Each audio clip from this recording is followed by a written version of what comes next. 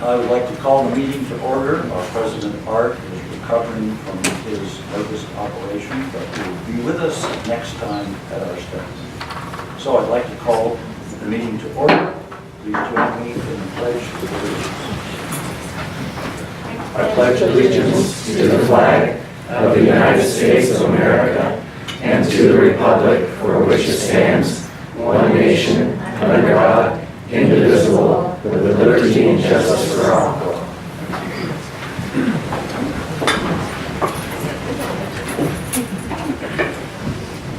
Well, I would just like to welcome you all here. It's good to see so many people interested in the operation of our schools. And I just want to thank everyone for attending this evening. So we are now on to our first major item, the approval of the agenda. I would entertain at this point a motion to approve or amend our meeting agenda. I move that we approve our agenda. Any discussion? What's Hearing the none, agenda? all in favor, please signify by saying aye. What's Aye. the agenda? And now we have public comments on our agenda items. Now, the way we do public comments is the first set, we've got two set of comments. One comes at the beginning of the meeting, and this is pretty standard for other organizations, Mason Transit, the fire district, etc. We invite comments on budget items. And of course, you can see why. We'd like to hear from you before we actually discuss them.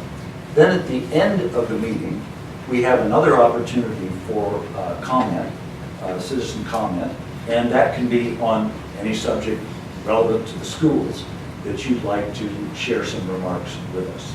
So we've got, I got 6 people who would like to speak. Look, we got something on. If any of you want to speak on an item prior to the meeting, it looks like Sweetwater Creek, and I'm not sure what view meeting is. But anyway, it looks like Don LaPere would like to say something on Feller. We're going to wait till the end. Oh, really? Yeah, okay. Well, does anyone have something they would like to share on the budget? I mean, sorry, on the agenda.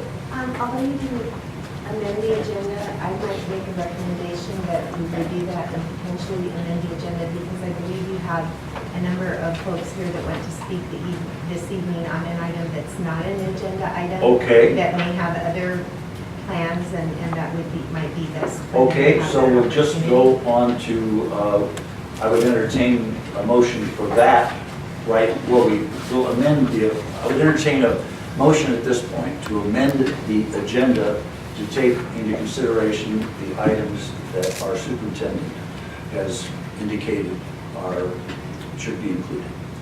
I move to amend the agenda because I believe there are a number of people here who wish to talk about graduation ceremonies. Is that correct?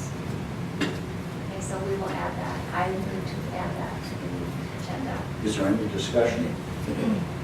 All right, all in favor, please signify by saying aye. Aye. Aye.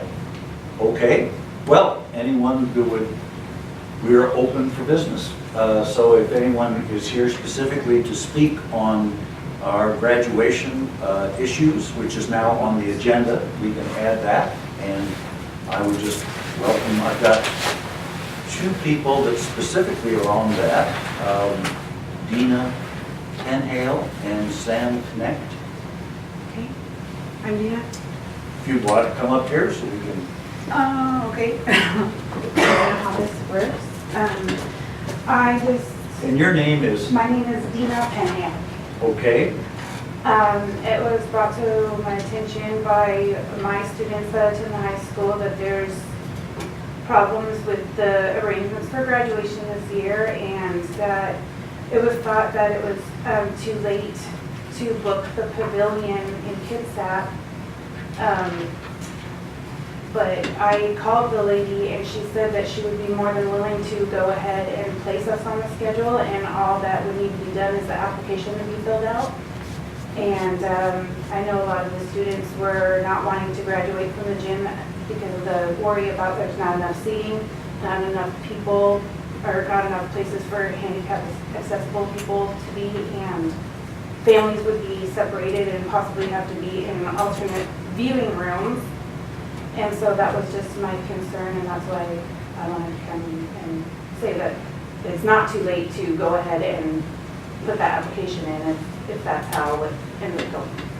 Well, I certainly appreciate you bringing that to our attention.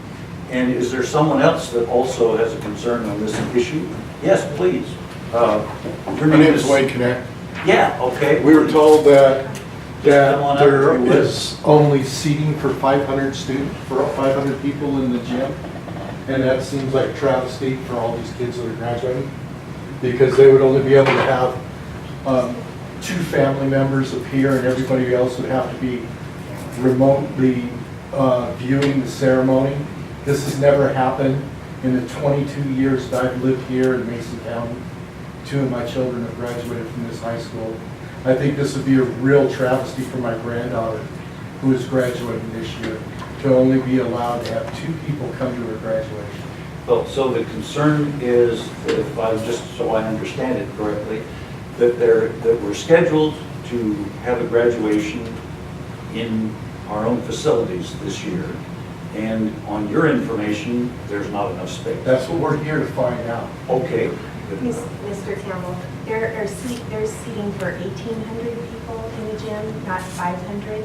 So that And- piece of information is. And are you going to make arrangements for these people to be able to park with 1,800 Yes, vehicles? the team that is planning this is planning to cover all of those things. I don't think the folks that have been talking about graduation on Facebook page and in other ways have consulted the planning team and have been in conversation. I think that would be a good first step. And then if there are still concerns, we can talk about where to go next. That was my understanding, that we were going to have graduation here, and I think the superintendent, as far as we know, everything is in line to make that happen. I would certainly share the concerns of each of you, because I certainly want to see that happen. I even ran for office with that as one of the advantages that we have with our new building. So I'm on board with you in any concern that that will not happen. I have every reason to believe that it will.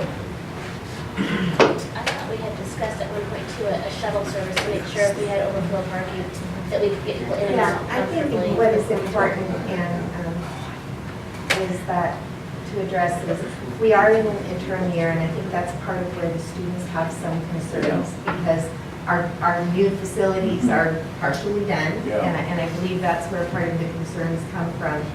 But as you know, in the years after this, where Hawkins currently sits, will be additional student parking, so there will be that many additional parking spots. However, right now, what they're looking at is providing buses from the student parking lot, so if people park down there, they can get front door service. You know, I know that actually is an improvement for some of the families at the pavilion who have to park very far away and walk, or you know, get themselves there. Yes, I know you did.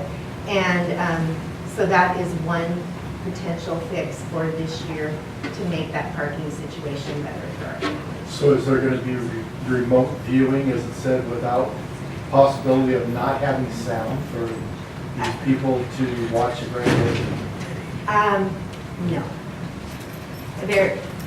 If there were any reason that anyone had to watch from another room, and with 1,800 seats, based on the number of people who attended last year at the pavilion, that should more than cover the folks who would attend. If that were to happen, it wouldn't be in a place without any sound. That would be ridiculous. And I agree. Well, that's my concern, because I heard that, and I was aghast at it.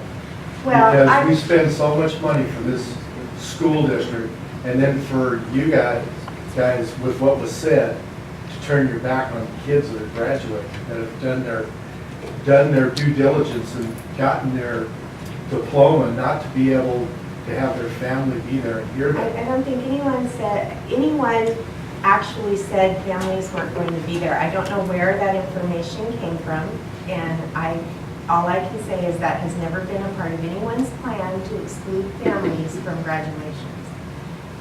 I had an email from Mr. Collins, because I did email him on the subject, and he said that they were intending on having a viewing room for overflow in the auditorium. Beyond the 1,800 seats, yes. So how will it be determined on who gets to go in the overflow? I don't, Okay, I think he also said that he has a plan to meet with the seniors and to practice the whole situation, and that they would problem solve at that meeting, how those things would happen.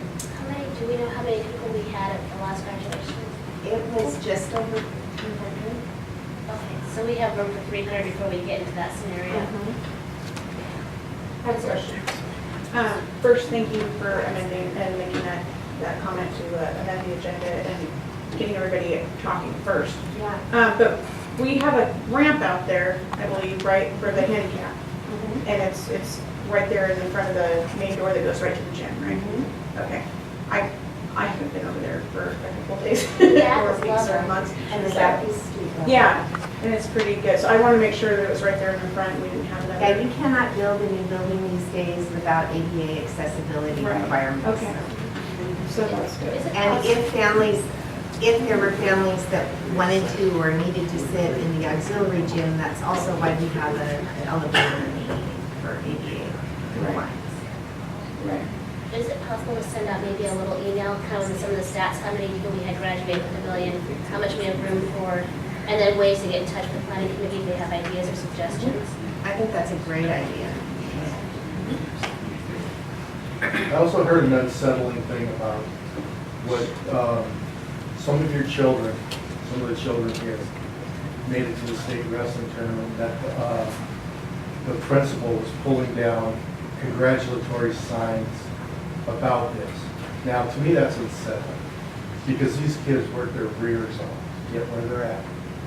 And our administrators are not trying to spur them on or help them or even encourage them to do better.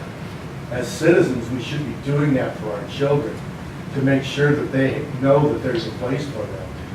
If you're pulling stuff down like that, that is wrong. Okay, well, sir, again, although this is not a time for dialogue, and I would be happy to discuss this in more detail with you later, that information is also not correct. And I will be happy to discuss it with you. And yes, I would like to hear it. I will, because, not during the meeting. I think that every children should have a place and should be followed and nurtured and I helped. think we recognize them on our I think board. they are recognized on the board, the principal has recognized them, every staff member of our school and our district is very proud of our students and particularly our wrestlers who are at state. And again, I think that you have received some misinformation. That is why I'm here, because I want to find out the information. I really appreciate you coming here, and I certainly share your concern and your passion. There was one sport in which I actually competed when I was in high school, and it was wrestling. And so I'm very sensitive to your concern about that, and I think there's just a misunderstanding here. So I welcome you to have an opportunity for a dialogue with our superintendent, and I'm sure she will be able to talk to you. And any of my colleagues or I are also open if you don't feel you're being properly heard, because I share all of your concerns. We want to get behind our kids, That's where I and want. with all the funds that you folks have so generously given to this high school, we want to make it an absolute success for all our kids. And of course, I think we both can understand the first year, there are bound to be some issues we have to address. Very succinctly, signs were taken down. Signs were taken down not because they were congratulatory signs. Signs were taken down because they plastered the walls of the building and without going through the proper channels. Every sign that we put up in our building for our kids, to celebrate our kids, it gets approved. And these signs showed up in the morning without any approval, covering other signs and all over the walls, and that's why the principal took them down, because they didn't follow the procedure. But that does not mean that the principal nor anyone else in the building has any lack of support for our students and their accomplishments. Well, everything in due order is also an important principle of education. We are going to have to move on to other business, but I particularly want to thank each of you for coming here this evening. And I appreciate the passion and concern, and you called around, you checked some things. It's an open invitation. If it doesn't work out, I just want that to be, I want to throw that hat in the ring. Right. Well, we appreciate your initiative. I have reason to believe that things are well under control. And if there are further questions, we invite you to have a conversation with our superintendent.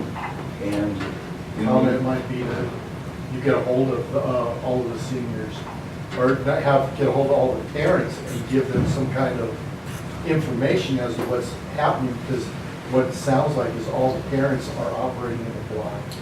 Well, That's a great And that's, Yeah. and that's not something that you want to do. I agree. Well, and I want to thank you both for coming up and sharing that openly, because we can't solve things or correct rumors that are off if we don't know about it. And I think it's the perfect forum to address that. I want to thank you both for coming, and everyone else who's concerned. I think it's awesome. Thank you. Thank you for hearing us. Thank you. okay, we've got some other folks that wanted to speak. We've got some folks on the Sweetwater Trails, and we've got, one's on, Don, what are you on? Don LePere? I said to wait till we're done. Okay, you said, I'll wait till we're done. okay, all right. So we've got some folks on the Sweetwater Creek. I see Mendy Harlow and Ken Van Buster. We'd like to hear from them. That's on the agenda. Mindy's going to speak later. Okay, all right. Ken, you must be, I'll speak later? later. Okay, well, that's fine. Well then, I presume everyone else will be speaking later. All right? You guys want to speak? Yeah. We didn't like Yeah. say what we're doing on graduation. From the student. Oh, well, sure, if you've got, I didn't have, were there some folks on the, I don't think they need to sign that. okay, hey, absolutely, we'd love to hear If from you you. say your name. Yeah, no problem. Good evening. My name is Dr. John Wood. I'm a senior at Ocean High School, and I am among the students concerned in what our status is for graduation, what the plan is. I have attended this meeting tonight to express concern about the planning and information provided about our upcoming graduation.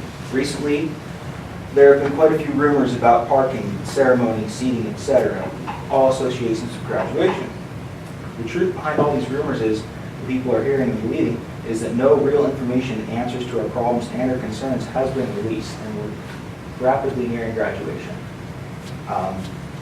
Currently, as valedictorian of a graduating class, I am concerned, along with my family, about the unanswered information regarding graduation. For example, what is the plan if we go over an occupancy of the seating in the gym? Sure, there's rumors about no sound system on watching on a screen.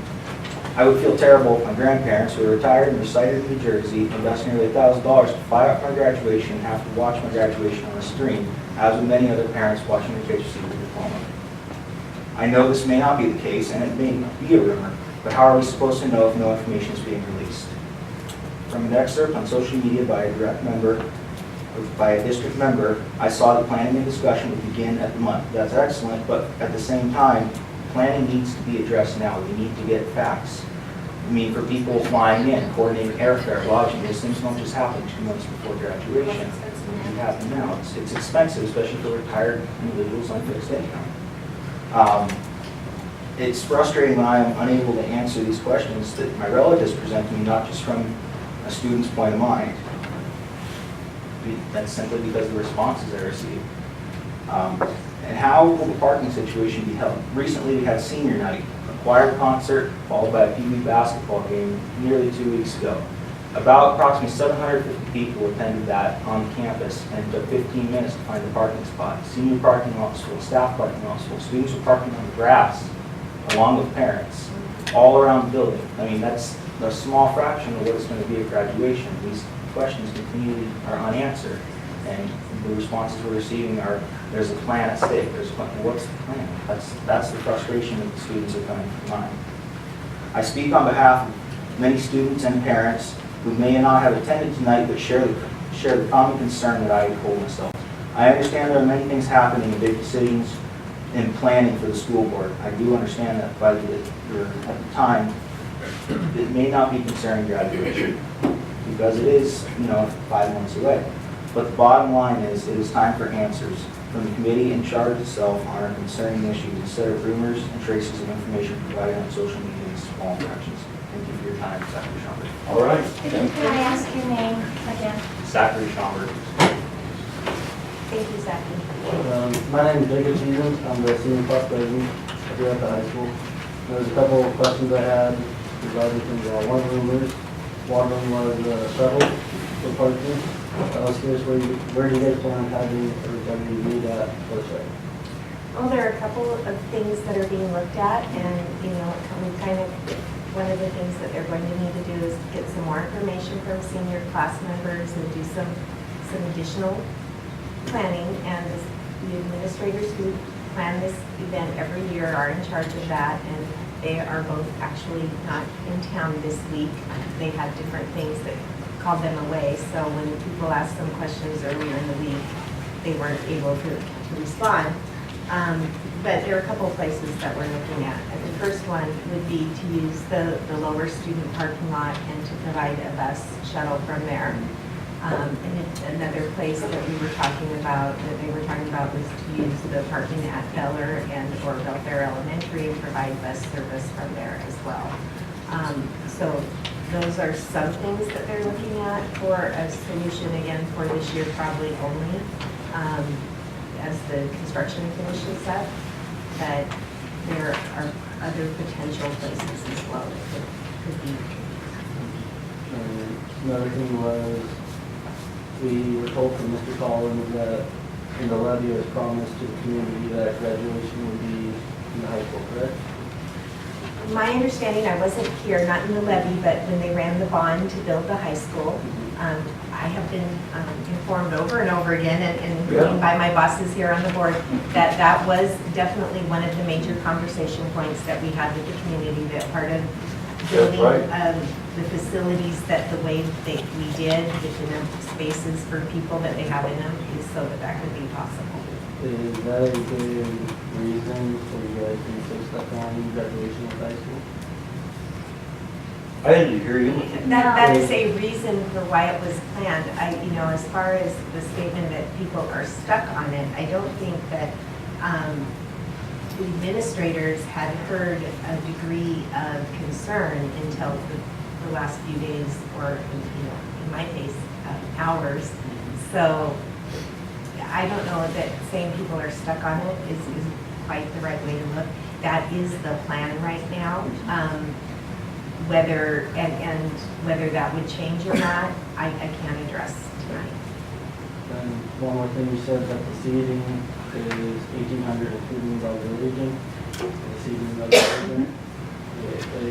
Last week in assembly, we used half of the gym and the auxiliary gym seating, and the students were being very respectful in the auxiliary gym, and we still couldn't hear the speaker. Right, and as I emailed you this afternoon, that was one of the things that when you have a brand new building, whether it's a new house or a building, you find out things that need to be fixed, and that's one of the things that is currently being worked on. What happened last week during the assembly is there are effective sound systems both in the auxiliary gym and the lower gym, but the installers did not, and this is where my technical knowledge is lacking. So whatever it was that they didn't do so that the two speaker systems could speak to each other is being corrected, because what happened is whatever went through the speakers downstairs as of last week couldn't talk to the ones upstairs, but that's already been worked on over the weekend and going forward. In addition, the administrators looked at, to ensure great sound, one of the things that could happen is bringing in a person to do the sound, a company to do the sound for the day with additional speakers, a professional sound person, to make sure that you have the sound and the projection so that everybody can hear everything. And been talking to the seniors, we have a senior page on Facebook where we all keep in touch. We have 171 graduates this year. That's correct. And we talked to them all and we took an average of what each student said, how many students they're going to have coming to graduation. And total, the number was a little over 2,300. Each student on average is bringing 15 people to Okay. graduation. So I think you need to share that information with the administrators, and I think that a really good first step here would be for you to have some representatives get together with those folks next week and talk about concerns and plans and what fixes could be possible. Mrs. Penhall shared some information, and so bring all of that into that conversation. I would like to thank you for stepping forward and being so prepared with your comments. If I were your grandmother, not that I'm old enough to be that, if I were your grandmother, I would want to have a front row seat. So this just became a huge priority for me. And I appreciate what you're saying. One last thing to say. I guess, I speak on behalf of a lot of the student body that I had a discussion this afternoon with Mr. Collins, and in my opinion, didn't go as well as planned because there were no answers provided. The quote-unquote message that I received was graduation's going to be held June 17th, parking's going to be where people find spaces, and graduation's going to be graduation. And to me, at the lack of time, and again, I'm not trying to call out Mr. Collins, I have nothing against any of that. That's what basically brought me here today, was it showed me that there's not much factual evidence to be said and answers to be provided to the rumors that are lingering through social media, through student responses. And I believe now it's the time, and it may seem early, I understand you guys have a lot on your agenda, the district board, I understand that. I know graduation's a long ways away, but now is the time answers need to start being provided to these questions. I think it's the perfect time for you to bring it up now. Yeah. As it gives us an opportunity, if we have to change course, we can still have that option on the table. It's awesome.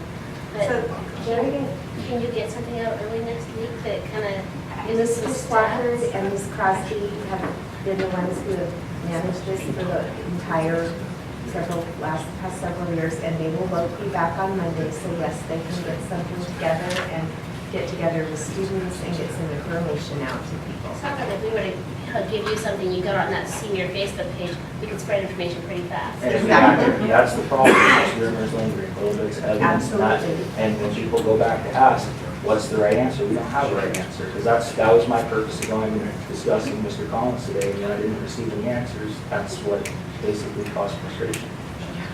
Well, I again want to thank you for coming, and I also would like to invite you to come next time and give us just a little update on how things are going.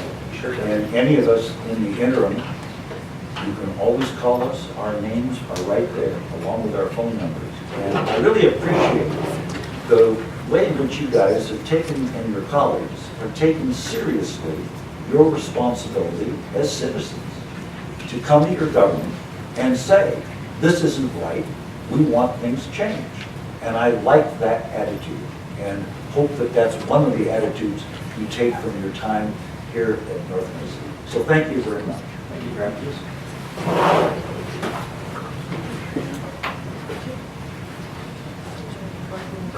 Okay, board member comments.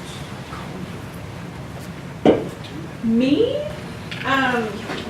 Well, every Wednesday, I meet with the Sand Hill Elementary team doing a Destination Imagination.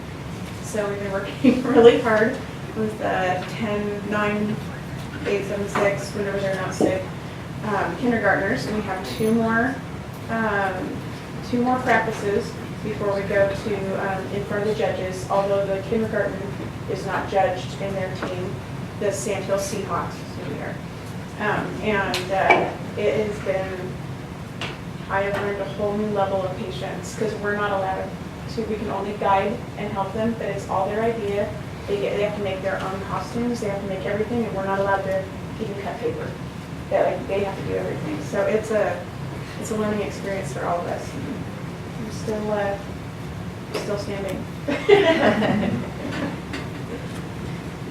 Well, I'm still really moved by the presentation of those two young men, and I just want to reiterate that our mission statement is that together with our community is to educate, empower, and inspire all students to graduate confident in their abilities to meet life's challenges and opportunities, and to also graduate in a venue that allows your families to be there to see that. That's a big accomplishment, and it's important. So again, it's going to become my priority. Thank you. All right, I just want to, well, I'm going to speak in the end. All right. So I have this last week and a half had what I call the walking death. It's some sort of bug. That's why we have her over here. Yeah, so I'm isolated. No, it was horrible. So I didn't get out what I wanted to and get some things accomplished, but my husband is our state representative, and today at the Capitol we had Hawkins Middle School. And he called me up ecstatic. He goes, "You should see these kids, I'm so excited." They had amazing questions, and then our representatives actually asked them questions. They wanted to know, how many people does it take to pass a vote? And our kids knew the answers. Deanne's like, we're doing something right, because civics was apparent at Hawkins, and that our kids just really made him proud to have them answering the questions, and they were fully engaged, and they had great questions themselves, and I was just really happy to hear that on the phone today. It's, you know, it's exciting, and I think that we're doing a good job, and it showed. And so I thought it was a reason for us to be proud, and then it shows with you guys as well, because you can see that you're very articulate, you make your points, you're passionate. You're not just here reading off a piece of paper, you actually care, and that just means so much. I can't wait to see what you do in the community when we let you loose. So, anyhow, John? All right, I just will pick up on what Dinah said. I'm your legislative representative, and what that means is that I go along with other, I think there's something like, what is it, 1,500 or is it 2,000? They're representatives. Beg pardon? It's over to you. Yeah, I think it's, so if it's on 15, it's 250. So there's about 2,500 legislative reps from each of the school boards in, well, that's how many members are. But each school board has at least one legislative representative. And what we do, we try to stay on top during the year of bills that affect our school, its quality, or a particular concern to education. And our professional organization, the WASDA, Washington State School Directors Association, watches these bills, and once a year we have a day on the Hill. And that's when we all descend on Olympia and try to push some issues. And I'm mentioning this first because Dinah's husband was the first that we descended on. And it was all the representatives from the North Mason area, I mean from our particular district, that included the folks from Bremerton as well.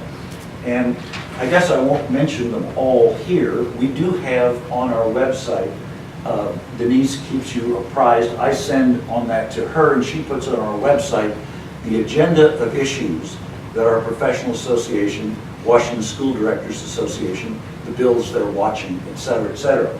So we basically came down to 4 issues. Commitment to basic education. We wanted the school, we would like the state constitution amended so we could have a 50%, +1 for bonds. We addressed the teacher substitute shortage that our schools are concerned with, and we also addressed construction commitments to basic education. It's nice to mandate smaller classrooms. Now give us the buildings in which to put, in which this can be done. So those are some of the issues, the key issues that we brought, and we spoke to Representative Griffey, Representative McEwen, and to Tim Shelton during our visit. And I'll end with one slight slightly irrelevant observation. I really feel for your husband. There the gentleman was, we were there about 9:30 in the morning or earlier. There the gentleman was with his breakfast.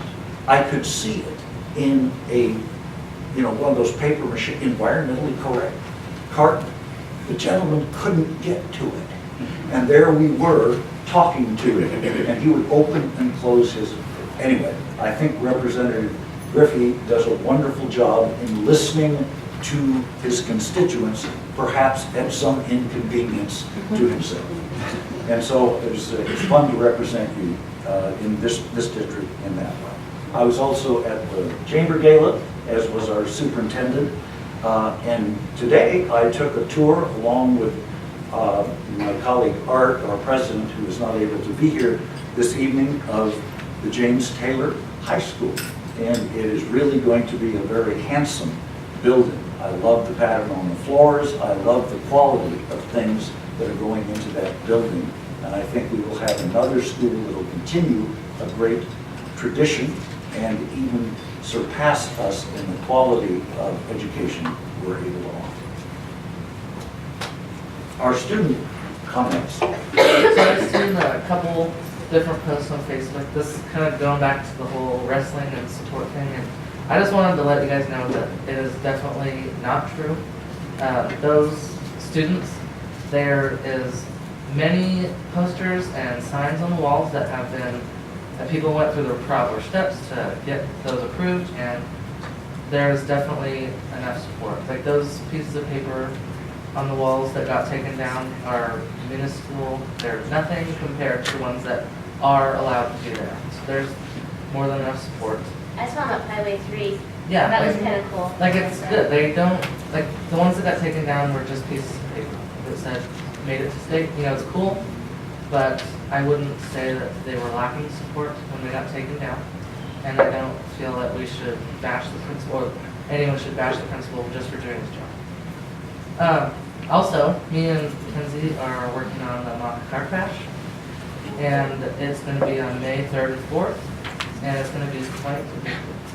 We're doing the every 32 minutes program, which is the statistic for every 32 minutes a person is a victim of impaired driving, and so every 32 minutes in the school day, we're going to have the coroner or like a Grim Reaper kind of person come and take someone out.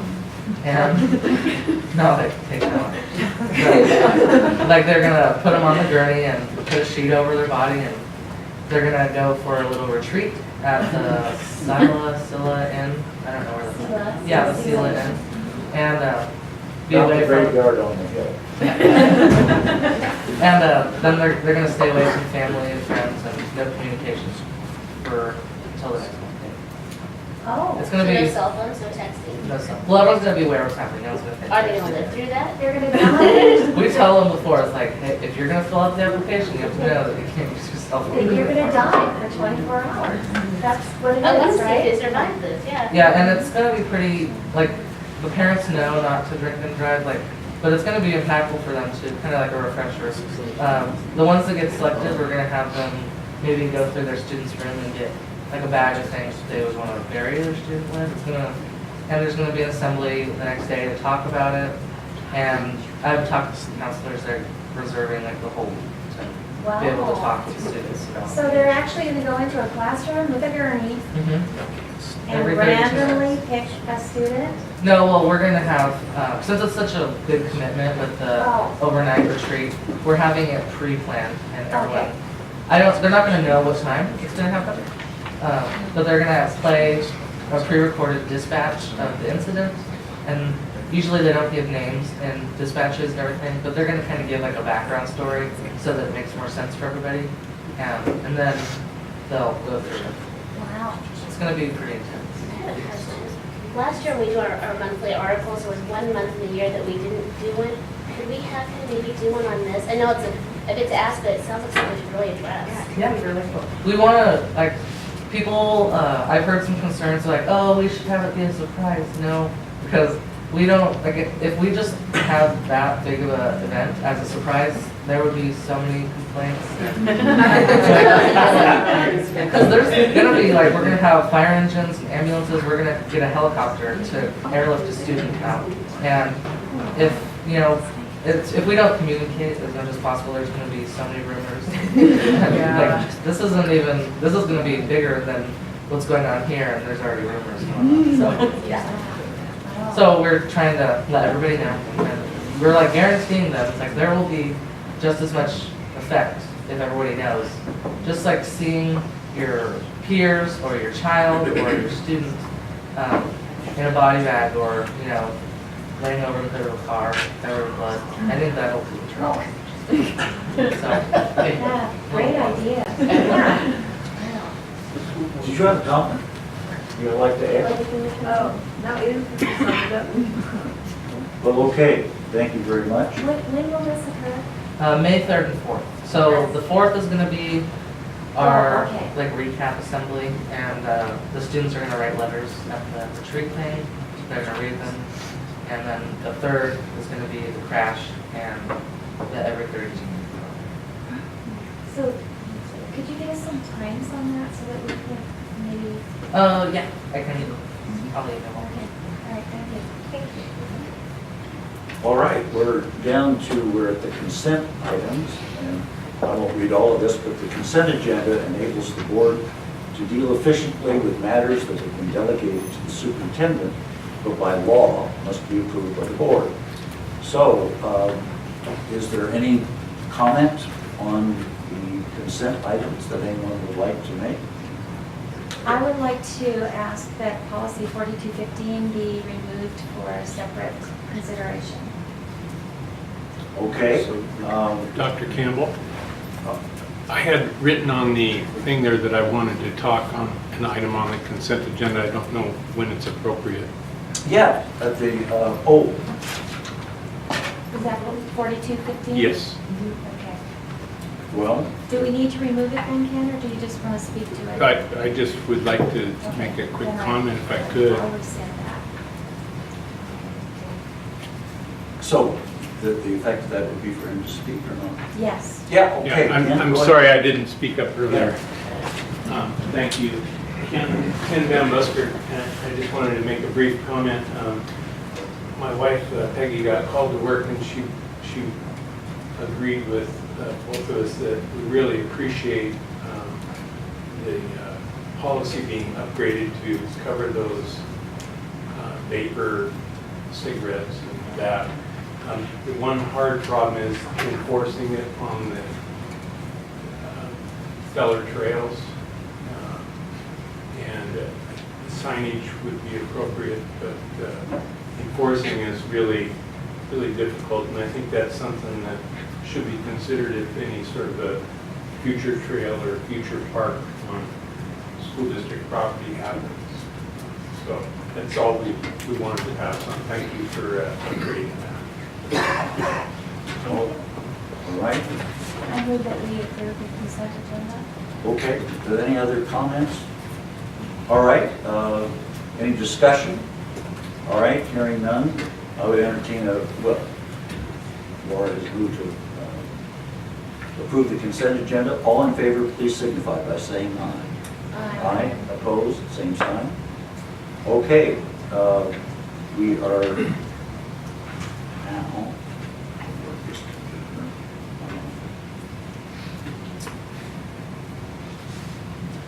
Here we go. Board development and linkage. Superintendent update. Yes, so we'll start with the budget status report from Kathy Sievers. And I want to point out that we did have a personnel change in the consent agenda. Kathy is now no longer our interim director, but our director of finance. So congratulations. I would just like to add, as a point of privilege, Kathy was with us when we had our day on the Hill. And she was a marvelous asset. I sort of introduced people because I knew our legislators, and then I would say we brought with us our chief financial officer to explain to you why we need what we're asking for. And Kathy just did a wonderful job, both with Deanna's husband, with Representative McEwen, and also with Tim Shep. Diana's husband. Diana's husband. What did I say? Diana. I'm glad someone pays attention to what I say. Thank you very much. We've put the budget status report and the summary on the agenda and for you to look over. I'll just kind of summarize it for you. Just basically, the expenditures are a teeny bit higher in January than they were this time last year. And, or I'm sorry, then, not last year, but then budget. And then the revenues were slightly higher than budget as well. But nothing that's out of the ordinary. Sometimes it just has to do with the timing of receiving the money in and when it hits the bank. Our fund balance is above last year, and it's above our 3-year average, so we're doing well there. And our enrollment is still about 60%, it's not 60%, 60 FTE over budget. I do see the trending or the historically that it usually does decline from this point down. It gets a little bit lower, but I think that we're probably going to end up quite a bit higher than budget at the end of the year. So that's a great thing. And I was looking today because I thought maybe somebody would be interested in knowing that the majority of our enrollment increase is in 9th grade. So it seems like everybody is coming in, maybe coming from the other districts, the non-high districts, and maybe making the choice of coming to the new school. So I don't have, there's not really a lot of difference going on this month, so if you have any questions, feel free to ask. Is the main reason for the budget increase the influx of students? The fund balance increase? Yeah. Some of it is just the fund balance. So some of it could just be the way that we're spending the money and the timing of the spending the money. And we did get some increase in revenues this year, so that could be it as well. But yes, I would say that has a large part to do with it. If we're 60 FTE over budget, we're doing pretty well. Well, that's good to hear that our investment in education is literally paying off, so that's very encouraging. Any other comments? Okay, well, let's move on, teaching and learning update. Yes, I'm very pleased to invite Carla Fontenot to come forward along with Principal Dan King. They are here, Carla's here to tell you about the Belfair Garden Project. As you know, we added science specialists at our 2 elementary schools this year, and Carla is our specialist at Belfair. And in looking at ways to engage their kids in STEM and science education and looking at the environment in the school in which she lived, she has developed a really outstanding project that has garnered already an incredible amount of community support and partnership, and she's here to tell you about that. Carla, we're all yours. Okay, so this is just a simple little PowerPoint to keep me on point here. This all started out, Dan King was Woody's our president, our principal this year, and he did a walk with Amy Radke-Calzert, she does my position at Sand Hill, and I down the wetlands, and I had just been through a lot of STEM training during the summer at University of Washington, and there were so many schools who had school gardens, and it just intrigued me, and I thought, we have the perfect place. So he said, what's your vision? What are you thinking? And I said, what do you think about when those portables are moved, and we have that property there we can't do anything on because it's next to a salmon creek, could I have it for science? And he says, well, I'll check that out. So that's where it started. I took each one of my classes down. Once I got the, yes, you can do something with it here. And we just talked about, what do you think about a garden? Would you be interested in? Every class was so excited. And I had the 5th grade take one of those big wheels and we they, measured the entire thing. We converted it to feet from metric system, and they decided they wanted a big garden. They wanted a 60 by 40 garden, and we're planning a 40 by 40, which is still quite large. And the kids all had a lot of input. They started talking about that they wanted to have it fenced because they knew there were deer around there. They'd seen them, they knew there were deer. So, can you go ahead and do the, who has it? Denise. Okay, so Denise, would you be able to just, go ahead and do the slide view here, and then go on to the second slide. Okay, so to start with, I brought the original, it's kind of in bad shape now because it's been through a lot, but the original plan, I had the fifth graders take grid paper and they drew their ideas to scale after looking at different kinds of garden beds and options. And they were able to do that to scale. And we had a lot of people put it in. And Bo Chandler, fifth grade student, decided to go ahead and do a 3D model. Well, she was the winner because everybody, it was really awesome. They could see that model really well. I want to get every child involved. So in my science classes, the first graders and kindergartners had magnifying glasses. They looked at vegetables and they drew vegetables. And then the second through fourth graders wrote letters to local businesses, and the Chamber of Commerce provided us with their addresses. And we've already sent out about half the letters. And inside your folders, you can see that, okay, this was the very first letter here. These are the samples of what the students had inside here. And then the letter here is what I wrote for the businesses. The second page is the list here. I also did planning with the fifth graders on materials. We looked at Lowe's and Home Depot, and we decided how much everything would cost, and we listed that all out. And my husband's an engineer, and he did this list, and we were within $300. Wow. So it was pretty impressive. Right. Yeah. And so the kids had a lot of ownership. So what we did, we took Bo's idea, and this first option here, option one I threw out, it wasn't enough like the students, so I just told my husband, no, that's not her idea. So we went ahead and came up with a cheap version in case we don't get all of our donations, and these are bags. We checked out the local garden store that just opened. Did you know there's a local garden store here? They just opened not too long ago. They are about $39, $40 per bag.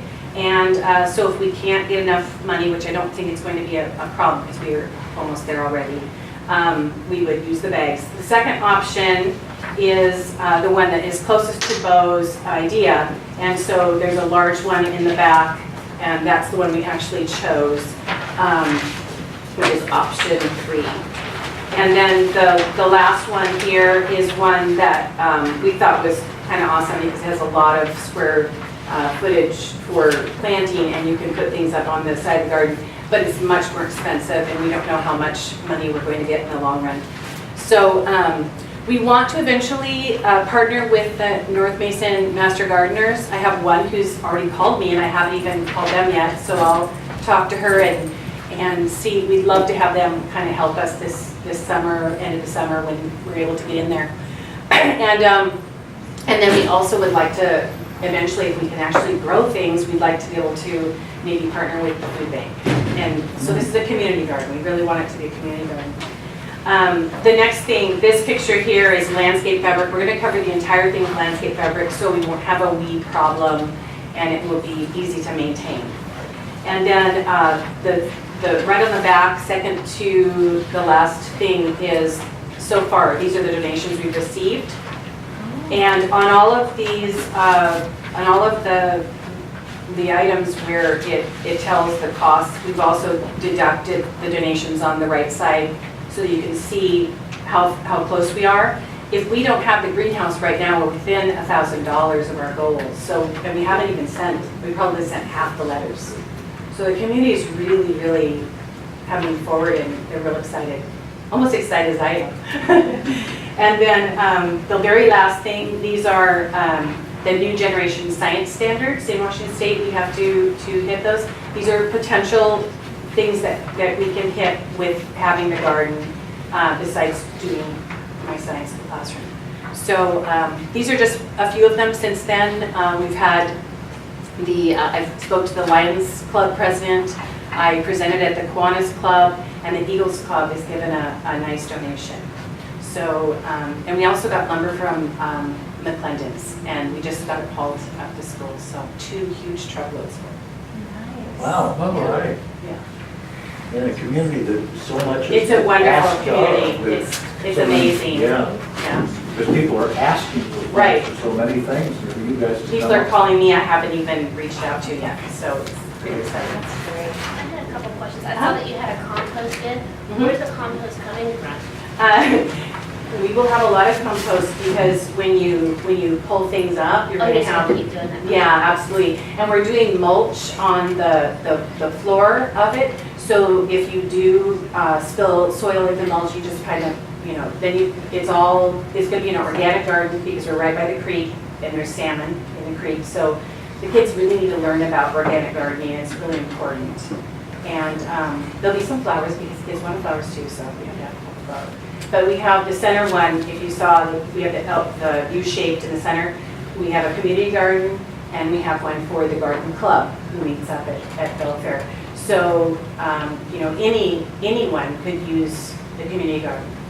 And Are the kids going to be able to eat the vegetables and stuff? we hope so. I think We're they're hoping. great. I mean, that's my dream, is Yeah. Sunday to start. It's not direct sun there, it's filtered because of the alders that are by the creek, but I think we can have a pretty good garden. We'll just have to figure out, there's a few obstacles we have to figure out, but for the most part, we have everything ready to go, so This is we're awesome. pretty happy. Yeah. Is it only at Belfair Elementary, or is it only Right now it is. Are you guys gonna, sorry, my student goes to see. Yeah, I don't know. Amy and I are talking, they actually have more room than we do there. Yeah, we're talking about it. They Did do you guys have, know there's a farm to table, bring it earlier to you can get for like $25,000? Yes. I will look into it. I can send you everything, Okay, because that that would was be something great. I was gonna present next year. That'd be awesome. Yeah.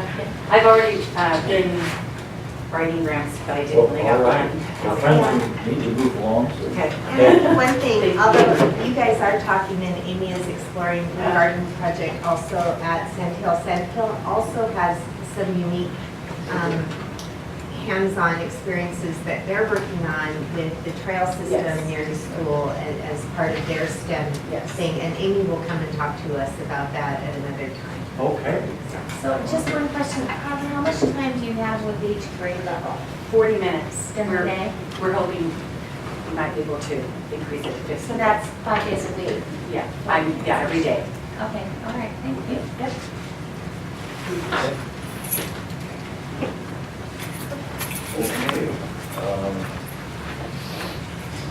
So the next item that you have is actually an action item. I do recommend that the board approve the bus guard roof repair quote that is in your packet. The bus garage roof is in very serious condition. It has been for a number of years. It isn't one of the things that we ask the community to spend our bond money on, so we're not asking them to spend bond money on it. We're using basic education funds, but this is not something that we can plan to do at a later point. It is to the point that some of the supports are rotted and corroded, and it can be a safety hazard, so we would like to move forward with it as soon as possible. So that's why it's there. Okay, comments, discussion? We need to keep those bus drivers dry. And safe. Yes. I move that we approve, Is this is not, yeah, it's next. I move that we approve the bus garage. All right, is there any discussion? All right, hearing none, all in favor, please say aye. Aye. Opposed? Nay?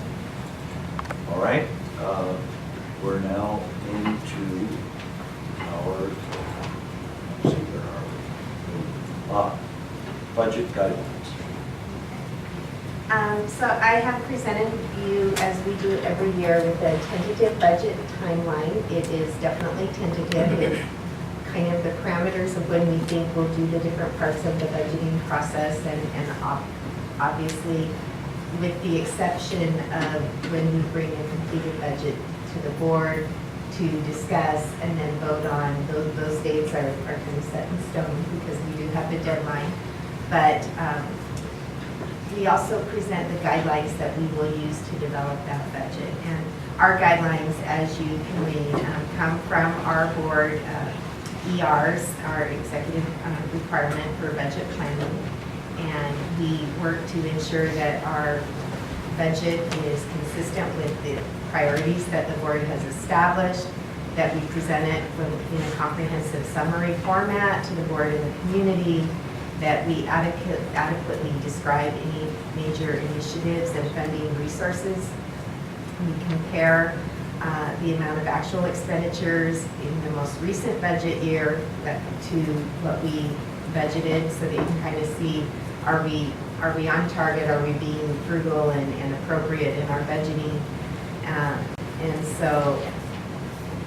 And that we go forward, that we provide adequate budget support for each of the functions of the board and the district. We disclose any major assumptions about development that we have, budget development. We ensure fiscal soundness for future years, and we reflect any anticipated changes in employee compensation. And also that our board has set a parameter that we do not go below a 4% in fund balance. So that amount allows us, in the case of any emergencies or things that might not happen in the time frame we would expect from our revenues from the state, that we would be able to ensure that payroll gets met and those kinds of things. So for next year's budgeting, the parameters that we are setting is that we are going to budget enrollment to be 21, 23 plus or minus 10 in FTE, which is a slight increase, but we think that that reflects the trend that we're starting to see for a number of years. Our trend was a downward trend, but we think we're starting to come back from that. So that is how we're conservative, but still going to budget, recognizing that we'll probably have a slight increase. We expect a slight increase in revenues, primarily because there is a requirement in the 2015-17 biennium for additional staff salaries, as you did, about 1.8%. That was part of meeting the cost of living adjustments for teachers primarily, that the legislature had not been able to do for about 10 years. So it's trying to do a little bit more of that catch up. It is important to note that when we have that 1.8%, that only covers teachers who are funded with basic ed dollars. So we have to look very carefully at our budget, because we have to fund everyone for a 1.8%, including the teachers who are funded from other pockets of money, like federal programs. So we do think we'll have additional revenue for MSOCs, which are maintenance and operating costs, and that's for purchasing things like learning materials as well, those kinds of things. And categorical programs will probably stay steady. We will continue to receive high poverty funding for K-3 class size, and there is a requirement for reduced class size again. So we are going to be needing to look at how we do that as part of our budgeting planning. So those are the things. You also know we are very pleased that our community supported our levy, and that is part of our budget planning process. We were frugal in that area as well, in that we requested a levy amount that maintains the amount that we are receiving from those taxes from our community this year for each of the next 4 years. So that allows us to maintain a similar level of expenditures, but not with an increase. So All of this goes to say that we are going to continue to improve programs and opportunities for kids while being frugal and fiscally conservative in our plan. All right, comments? I'm impressed. I believe that our finance director does a really nice job of keeping us on track. And I also appreciate the fact that we are still focusing on eliminating the achievement gap, ensuring all students meet or exceed grade level standards, and ensuring every student reaches their fullest potential. And I'm glad that those three things are highlighted here in the levy or the budget plan. That is what we are here for. So thank you. You're here. Any other comments? Okay, district success plan. So, where I just highlighted what we're focusing on in our efforts for excellent and opportunity and achievement for our kids. As you know, we simplified the district's success plan when we met earlier in the year and revised our goals statement to reflect the turnaround principles that are posted on the wall. So at this point, we are kind of reviewing where we are at in meeting those needs and or those goals that we set to meet those standards.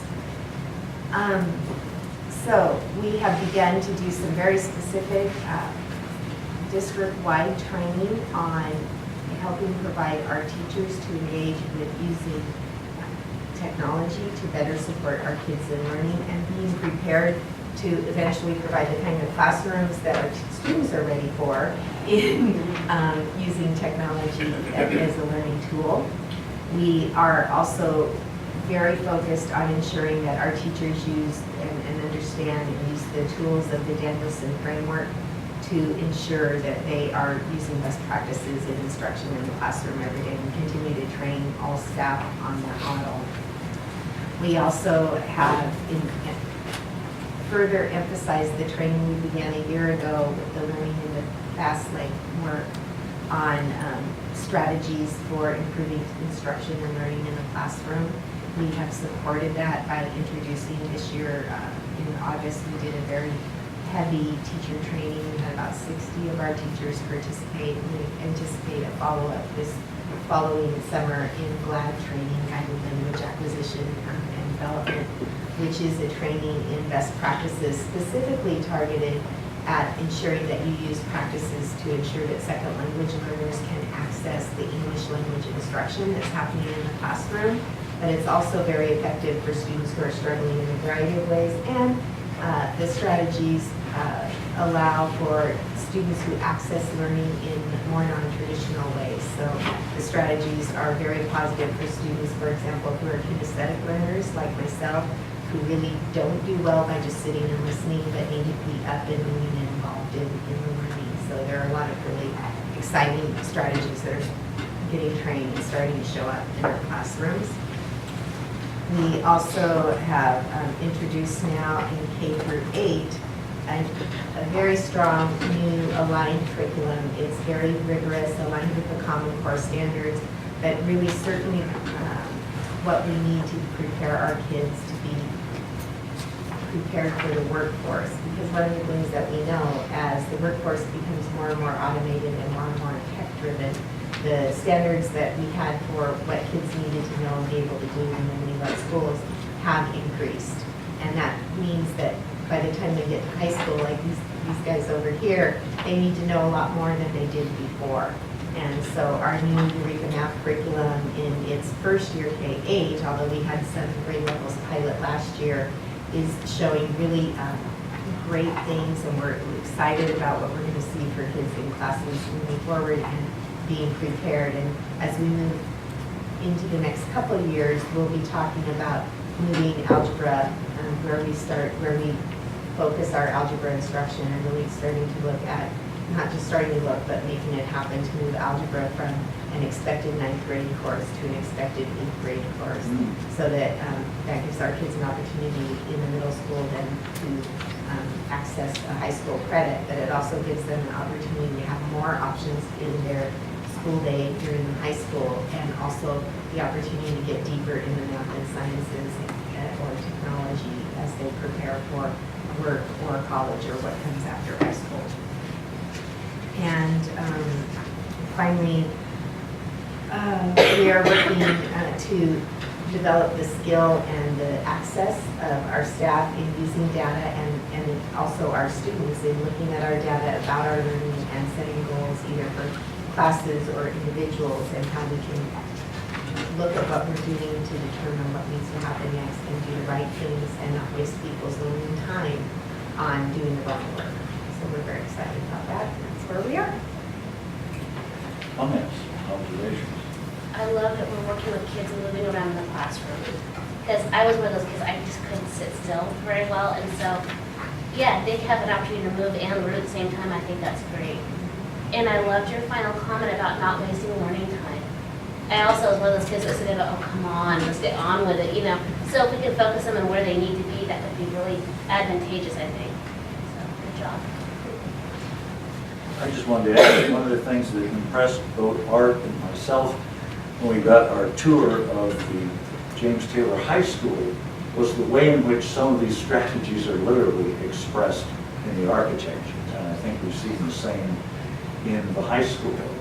And as a former educator myself, I guess we never really quit. I'm really sensitive to this. I think that we, the teachers, are going through a fundamental change.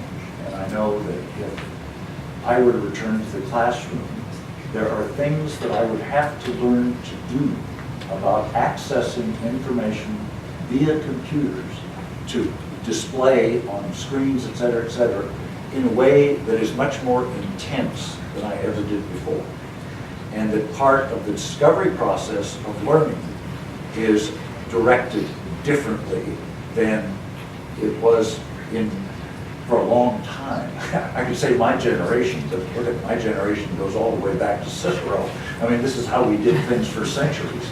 And so I really think this is a big change, and I'm signed up for a couple, at least one, it's a conference course about using data, because I know this is something that I don't know about, and I know it's going to be important for our teachers. When I go to a professional conference in my profession, the younger colleagues that I have are doing things I wouldn't be able to ask some of those questions because they know how to process data in a way very few in my generation knew. So I think this is very important, and what our superintendent has really reported to us, we're catching up with the curve, and it's a big wave, that's coming our way. Well,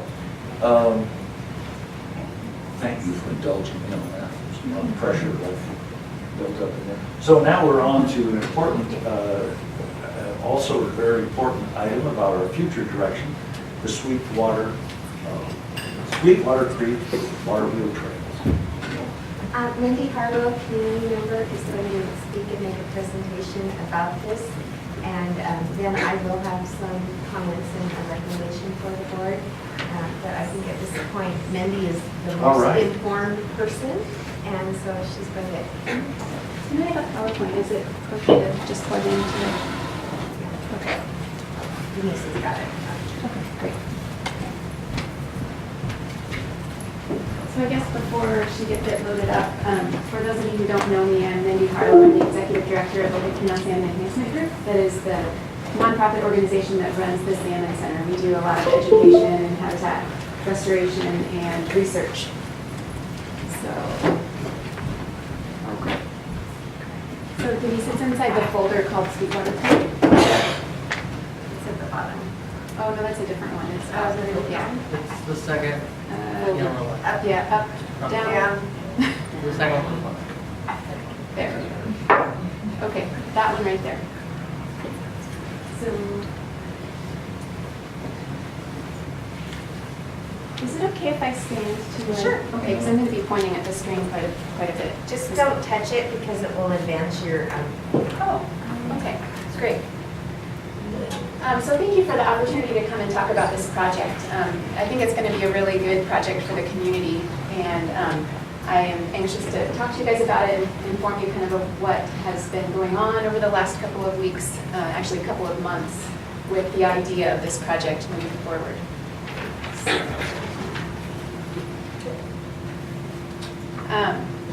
So the project is the Sweetwater Creek Waterway Project, and just to get us oriented, the Schindelheim property is where the project would occur. It's immediately south of Belfair Elementary and right on the State Highway 3. If you notice the old water wheel that's there on the creek, that's the Sweetwater Creek water wheel. So just a little bit of project history. The Schindelheim property was acquired by the North Mason School District in 1997. It was partially a grant that was provided through the Department of Natural Resources Aquatic Lands Enhancement Account, and then part of it was also donated to the school district. Then in 2009, there were some community members and even North Mason Rotary got together with the Hood Canal Salmon Enhancement Group at that time to do a conceptual design of the project. And the design included restoring the water wheel and putting in a fish ladder so that fish could get from below the water wheel up above the water wheel. But unfortunately, the project stumbled in 2011 because we determined that in order for fish to get from below the water wheel to above the water wheel, we would need to have more land to meander the creek to get around the pond to above the water wheel. So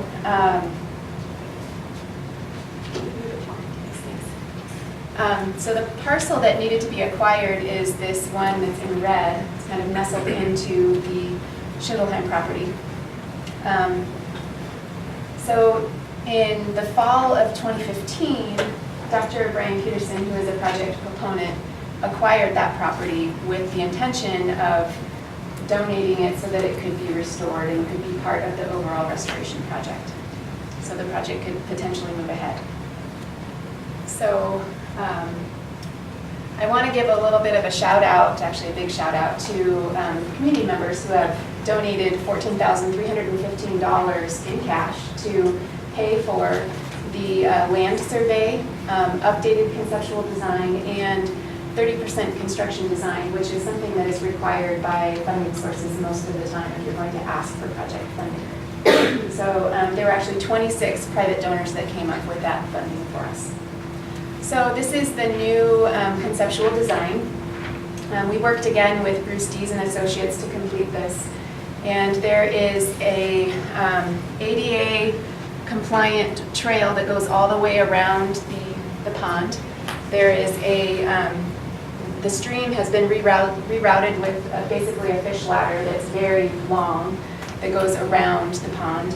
And then there are also several interpretive elements throughout the project, and I'll go through a few of those interpretive elements. So first of all, there is an ADA compliant picnic shelter up towards the top end of the property and a natural playground. And we decided to go with the natural playground because there is an existing playground at Belfair Elementary School and also across the street at Bellard that is more of the traditional kind of fabricated playground. So the natural playground would have logs to play on, tunnels to crawl through, rock walls to climb on. So just more of a natural setting. So the project also includes a public restroom on the highway. It's a double restroom that's also ADA compliant. There's a storage area where there would be equipment stored to help maintain the trail. Solar panels on the roof that would be storing power in a Tesla Powerwall that would also have interpretive materials with it showing how the meter's running backwards when it's sunny outside and when we're storing power in the Powerwall. There's also the water wheel generator house that would also have interpretive material inside of it to talk about hydropower generation. And that's something that's been a big part of our history, and it still is a big part of how we are able to turn our lights on. And so I think it's important to include that as part of the educational element in this project. So there's also a ADA compliant fishing dock in the plan as well. And the Department of Fish and Wildlife has been contacted about the possibility of stocking fish in the pond that could be fished for. So I don't know of any other location in Mason County where there's an ADA compliant fishing dock that's open to the public. So that would be a great element to include in this project. There's also above the water wheel, or above the pond that is above the water wheel, there's also an overlook interpretive area where we'd be looking down over the pond. Oh, it's okay, don't worry about it. Just the last slide is fine. So the last slide talks about kind of what's next and our successes and kind of some challenges that we have coming up with this project. First of all, our successes. We definitely have broad support from the community. There's a lot of people who are behind this project and really would like to see it move forward. The parcel has been acquired. We've updated the conceptual design. We've completed some 30% design documents. And we're also kind of an idea that supports like the larger effort of wanting to increase the trails throughout the North Mason area and could potentially leap into the other trails that are being developed throughout North Mason. Right now we're gathering a lot of letters of support for the project, and those would be for grant applications. We do have a lot of support from community members and community entities. Your project proposals have a better chance of being funded. And we also have over $300,000 worth of in-kind donations secured for the project. So those are things like engineers who are willing to help with the design of the stream, community organizations that are willing to put in money for restoring the water wheel, things like that. Or bridges. There's 3 bridges crossing over the creek that we need to be. So now the challenge is coming up. So there's a parcel zoning issue. Apparently the parcel is zoned mixed use corridor. And while Feller is mixed use and William Hunter Park is mixed use, I guess those 2 places were parks before the code was written. And so I've been working with the county commissioners this week to figure out how we can change that. And I've been told that it's a very easy process. It will only take a couple of weeks to fix that problem. So I'm not as concerned about that. But funding for the overall project is something that's also a challenge. So the overall project cost is about $820,000. We have $300,000 kind of secured with the in-kind donations, but we'll have to seek grant funding for the additional $520,000. So that's a challenge for sure. And then, of course, you're the landowner, so I need to get approval from you all to make sure that we can move this project forward. And we also need to work with you to come up with a long-term maintenance agreement. We are definitely interested in helping with that long-term maintenance, but we don't want the school district to end up holding the bag because it's not in your mission statement to maintain a trail or a park, and I completely acknowledge that. So I really, what I'd like to come away from this evening with is that, you all know what the Sweetwater Creek Water Wheel project is, but then also is there a, general favor for this project to move forward. So thank you very much for your time, and if you have any questions, then please. Questions for Mandy?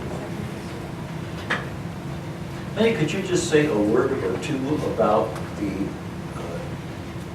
I realize this is funded by the schools, et cetera, but could you just speak maybe about 2 things, the educational value of it, Right. and how you would see or just imagine that the schools might interface with this kind of in light of some of the information about our science goals that you've heard?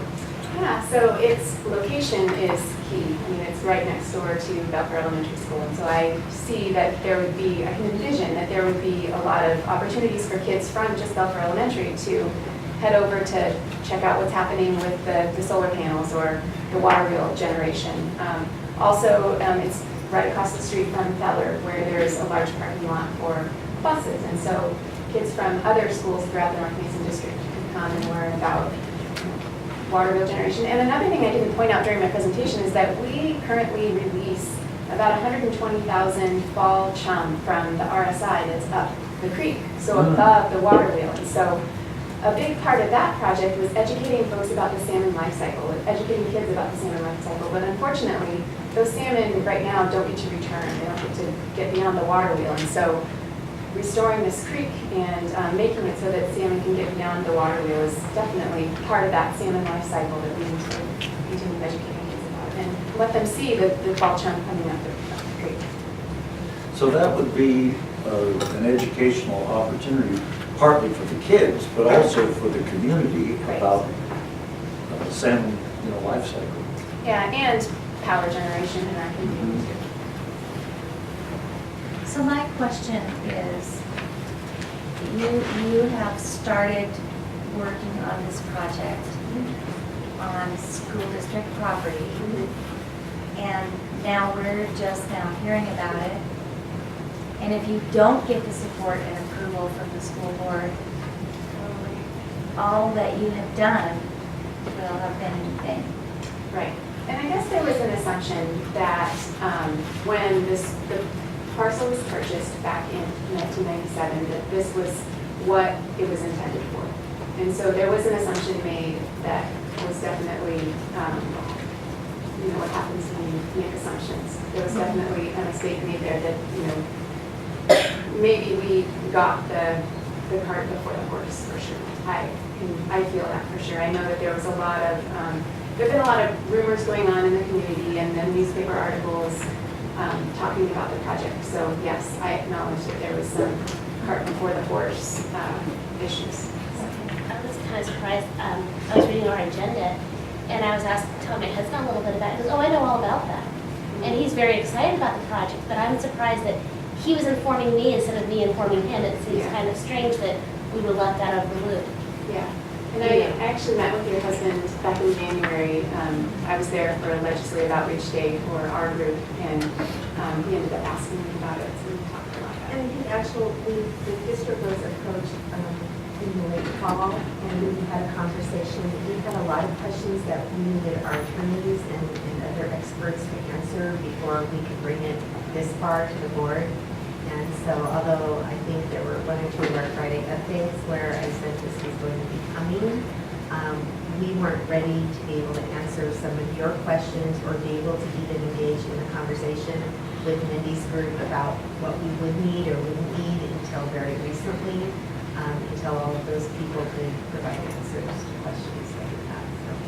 And I guess another part to all of this too is that we have a pending deadline for a grant that's only available once every 2 years. And so I think that there was a lot of excitement in the community about meeting that grant deadline, and so I think there was a little bit of excitement that made us get things a little bit out of order, so out of the process. Where's that grant deadline at now? It's March 4th. Oh. So, and it's, so we're kind of developing the materials for the grant. We're developing the grant application. It's not the only opportunity that we'll have, and it will definitely come around again. So it's not, we're feeling pressure from it, but it's, we're engaged in the process. I still have to ask a question. In your grant process, Well, I'm sorry, but we can't do that this evening. And I very much, my heart is with you, but the order of our meeting is that the board deliberates and we can hear from you folks at another time. This is kind of a meeting in public that isn't, as opposed to a public meeting when we all get together, to chat. It doesn't mean we're not interested. I can ask you, I can talk to you afterwards. well, it's actually about their grant. We just did this down at Beards Cove. The letter for your grant, do you actually need them to make a commitment, or do you need them to show interest in order for you to apply for the grant? Yeah, That's my question. It's interest. Just acknowledging that we're interested in doing this project is what we need. So, That was my question as well. I support the project, but I don't support the school district taking on another obligation that may put us in a bad place. I mean, we've already got enough issues going along with the Beller Center right now, and the potential liability here would slop over on the school district, I feel. at some point. So, you know, if, do you So- want to buy that property from us? Maybe we could do that. No, we can't do that. Yeah, we're panicking now. So that's part of what we've had to look into and find out what the possibilities are here. Because really, like Laura just said, when I heard about the project and the more I find out about it, the wonderful opportunities that I see it presents for our community. So as a community member, I am so excited about this project. As a superintendent who is responsible to the community for meeting all of our rules and regulations and maintaining the fiscal health of the school district, I can't be quite as excited. And so in talking with, for example, our legal counsel, specifically the attorney that works with us on land use and those kind of issues, there are things that we can continue to talk about. Ultimately, you know, the very best case scenario, frankly, would be if we had a parks district or another governmental agency, and actually, there may be one other one that I've talked with someone in the community about, that because if that were the case, the district cannot sell this land with the grant that we got to help support its acquisition. We can transfer, it's called a transfer of sponsorship. We can apply to transfer the sponsorship with RCO, the grant funding folks, to another governmental agency. And so that gives them the ownership of the piece of land. And I think in many ways, that kind of opportunity is the best case scenario, because it allows the community to have this wonderful park facility. It allows our kids to continue to have access, but it keeps us from doing something that's not in our mission. That's not something that can really happen overnight. That we still need to do some more work on that. Another thing that we can do is develop a development and use agreement with a group like Mindy's group that identifies the continuing obligations on the part of Salmon Center and perhaps the County Parks Department with regards to maintenance and improvements on the property.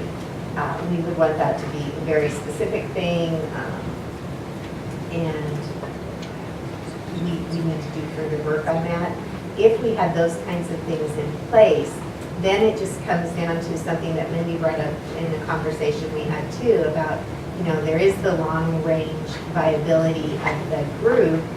Are they going to be here if we enter into this agreement? Because something could happen, and then it would come back to us as we have had happen with the Salmon Center. So I think all of those things need to be Feller Center. I'm sorry, Mindy. So all of those things need to be considered, and we have some answers, but we certainly don't have all the answers that we would need to be able to say 100% let's go forward. So that's kind of where we are with the research on this project at this point. It's my understanding though, if the county was to decide, if the voters decide to have a parks district, that would be an elected position, correct? Then there would be a parks district. So we would have a representative that would The community look for our best interests. Mhm. Because I kind of have to echo what you said, we haven't fixed yet. We have real concerns with the Feller, and that's where my focus has been. But I so totally love this at the same time. It's really, I want my cake and I want to eat it too. So you know. what can we do that helps her but doesn't make us, we're not jumping on top of it and saying we're going to fund this and we're going to take anything. What can we do to help? The concern right now is until we have either at the very least that kind of a development and use agreement in place, anything that moves the project forward is developing a park on district-owned property.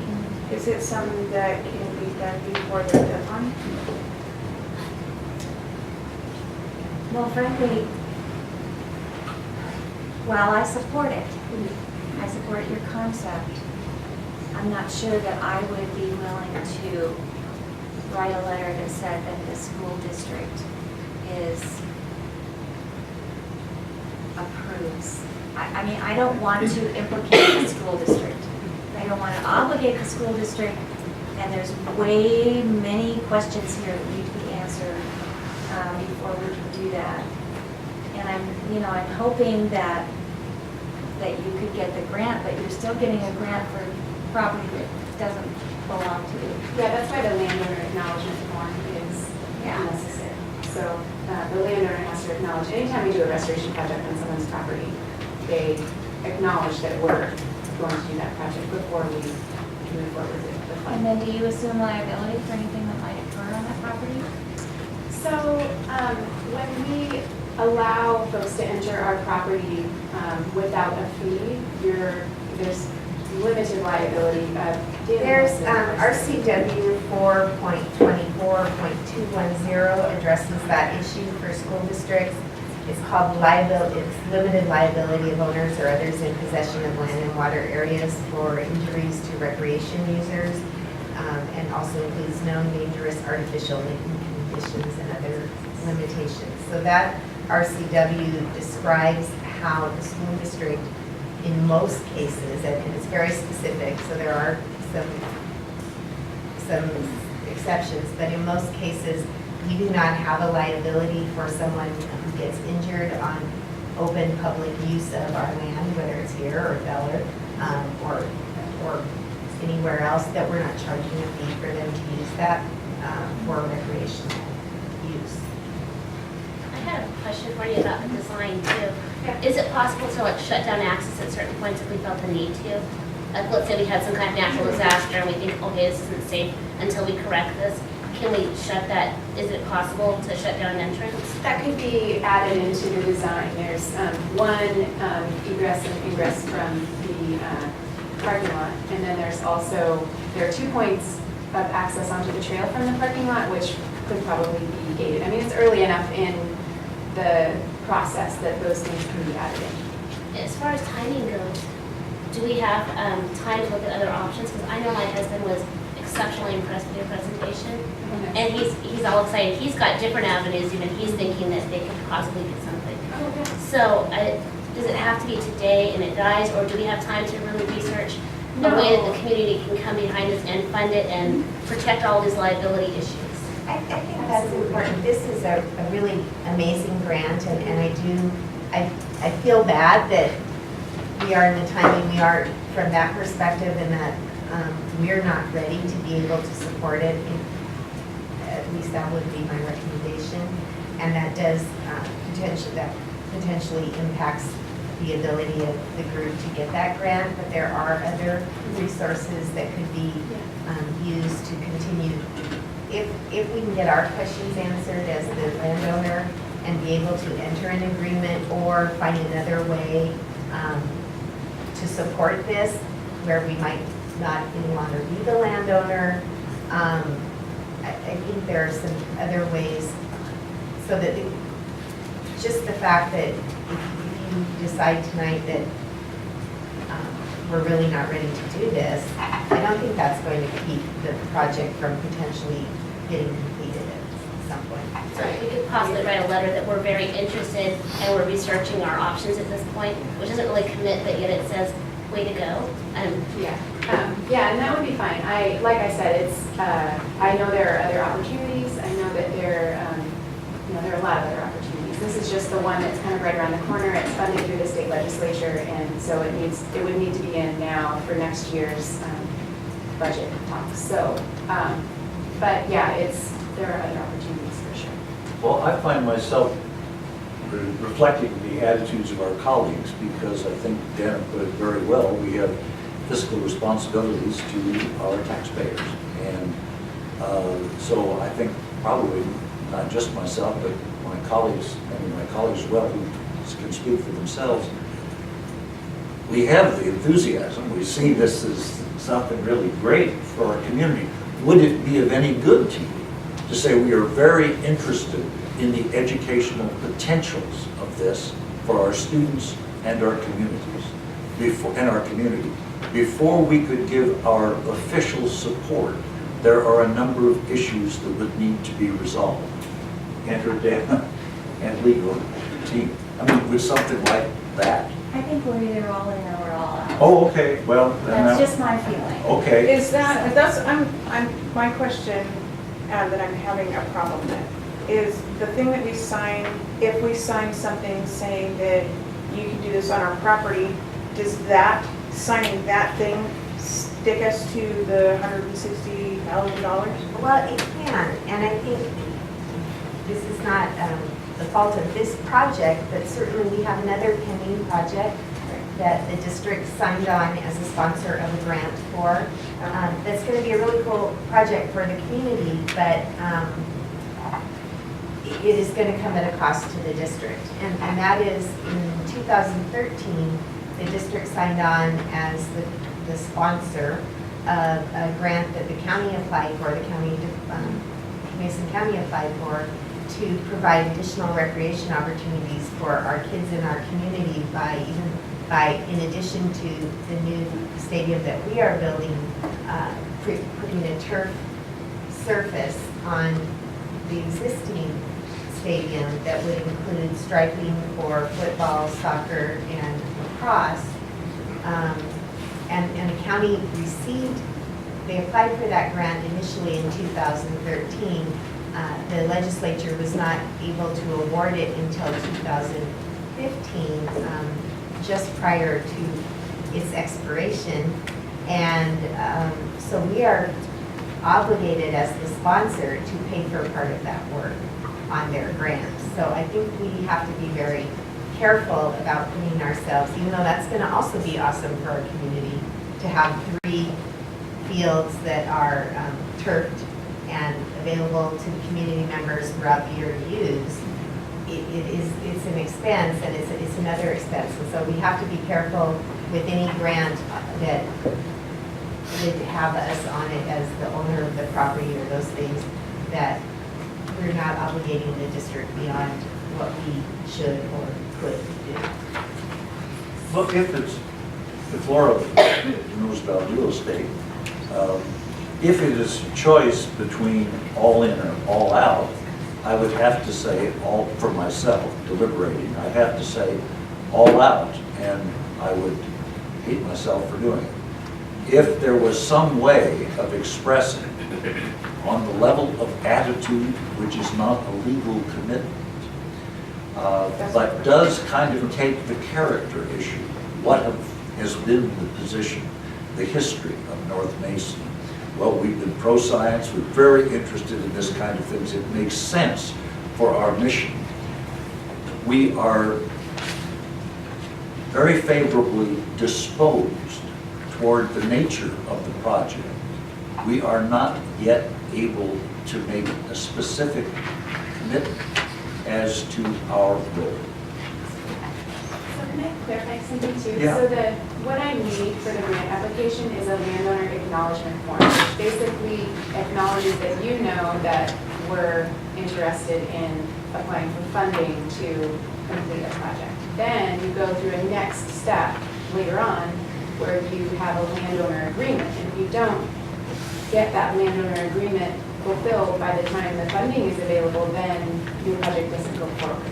So it's kind of a phased thing too. So what I had given to you a couple of months ago, the landowner acknowledgement form, which just acknowledges that you know that we're applying for funding for this project. But it also says on that form, this does not mean that we support the project or something like that. How much time is there between the time we have to actually commit then? So it would be next year when the legislature decides where the funding line is for these grants. So that would give you another year to get other funding besides us, but that wouldn't we're not liable for money just saying that you did something on there because we own it, but where does is there something in there, and aside from the RCW, that takes the liability like completely away, that we know you're working on there, something happens to whoever it is? No. It doesn't, we are still liable in there somewhere. it's not recreational use of the space, yes, we are. Oh, so if someone like on our team got hurt while working on the property. Then we would be liable for that. And I don't know, I mean, that's part of the issue. You know, there's been some initial design work and that kind of thing, but, and I think based on, as Mindy said, there's historical evidence that this was discussed between the district and folks and there was a plan originally and all of that. But we have to be careful about work going forward as the landowner until we have agreements in place, and right now we don't. So we need to work on that agreement first and what those agreements can be, or we need to find another way to support this, which one way could be finding another governmental agency to transfer the sponsorship of the original grant to. But we need to solve that problem so that the district is not, again, creating a park that we maintain. So your position, I'm sorry, go ahead. I was gonna say, I looked at the paperwork and it said we kind of started this in 1997. And my concern is if we say something like, yeah, go forward now, and in a year's time, we're not ready to commit, I don't want to see your project like get the death nail. I would almost and rather that's- have more time to make sure we get it right and we get it done versus killing it. I would hate to see this killed. So that's, Just so I make clear where we are, so I will know how to curb enthusiasms when we go forward. So you're saying, Dana, that even with what what Mindy has described, we couldn't go even that far without That's not our implications? recommendation from our attorney, that we really need to have some things in agreed Okay. and in place. So that's our, And I think that, you know, we have, again, this, from my perspective, is a really amazing project that can do so Yeah. many good things for the district. But our responsibility, or for the community, our responsibility to the district is to make sure that on our end, all the Ts are crossed and the Is are dotted. And we aren't there yet. And I realize that puts the group in a bind with this one particular grant. But as the district, we need to cross our Ts and dot our Is before we can support or say anybody can go forward with the project on land that we own. so well, just, that has a great deal, I'm sorry, go ahead. so we just want to postpone it for a while We just until we need get some to more. get some of this figured out. And I think we have every intention of figuring out what we can and can't do as quickly as possible so that if we can find a way to, whatever, move forward or. Shoot for the next however that cycle, works. perhaps.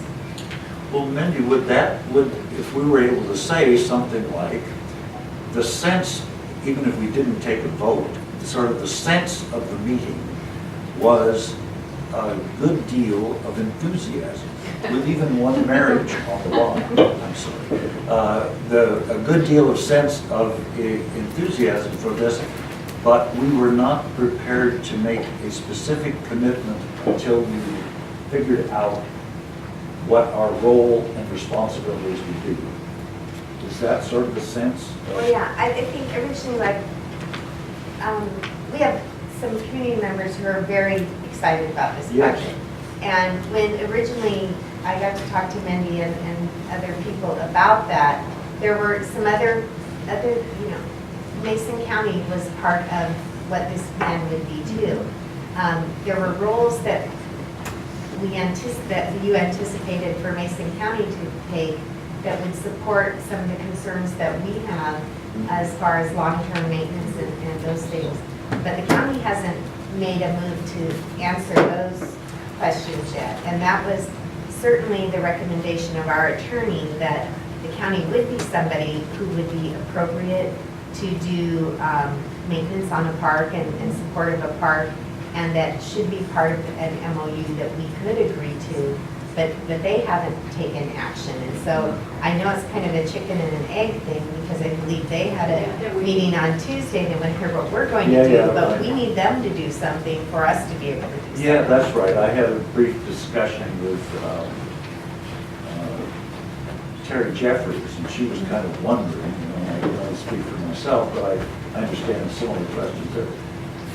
Well, if you had the power to influence our decision, given your conversations with our attorney, what would be your recommendation for the most reasonable, for how we could protect our interests while sending love waves toward her? Well, I don't know that that's possible, John. Okay. The lovely part. I mean, obviously, there are folks at this table who like parts or all of this project for the community. But your job isn't right now to look at what's good for the community, it's to look at what meets the district's responsibility. And until we have made some determinations that answer that, or that put that aside so it doesn't potentially put us in a place of a long-term obligation, I don't think you can make a commitment. Yeah, for myself, our experience with Feller is put red letters under this. We do not want to get in a similar situation. So, I mean, I'm just, my perspective is pretty much like yours. We have to put, and I think Dan and others have said this in other ways as well. My heart wants to support this, and a large part of my head does too, because I see the opportunities for this. So 2/3 is going that, but there's another third. And that other third is prudent fiscal management of our resources. And I wouldn't be able to commit, speaking for myself, until we had these things that Dan has articulated, figured out.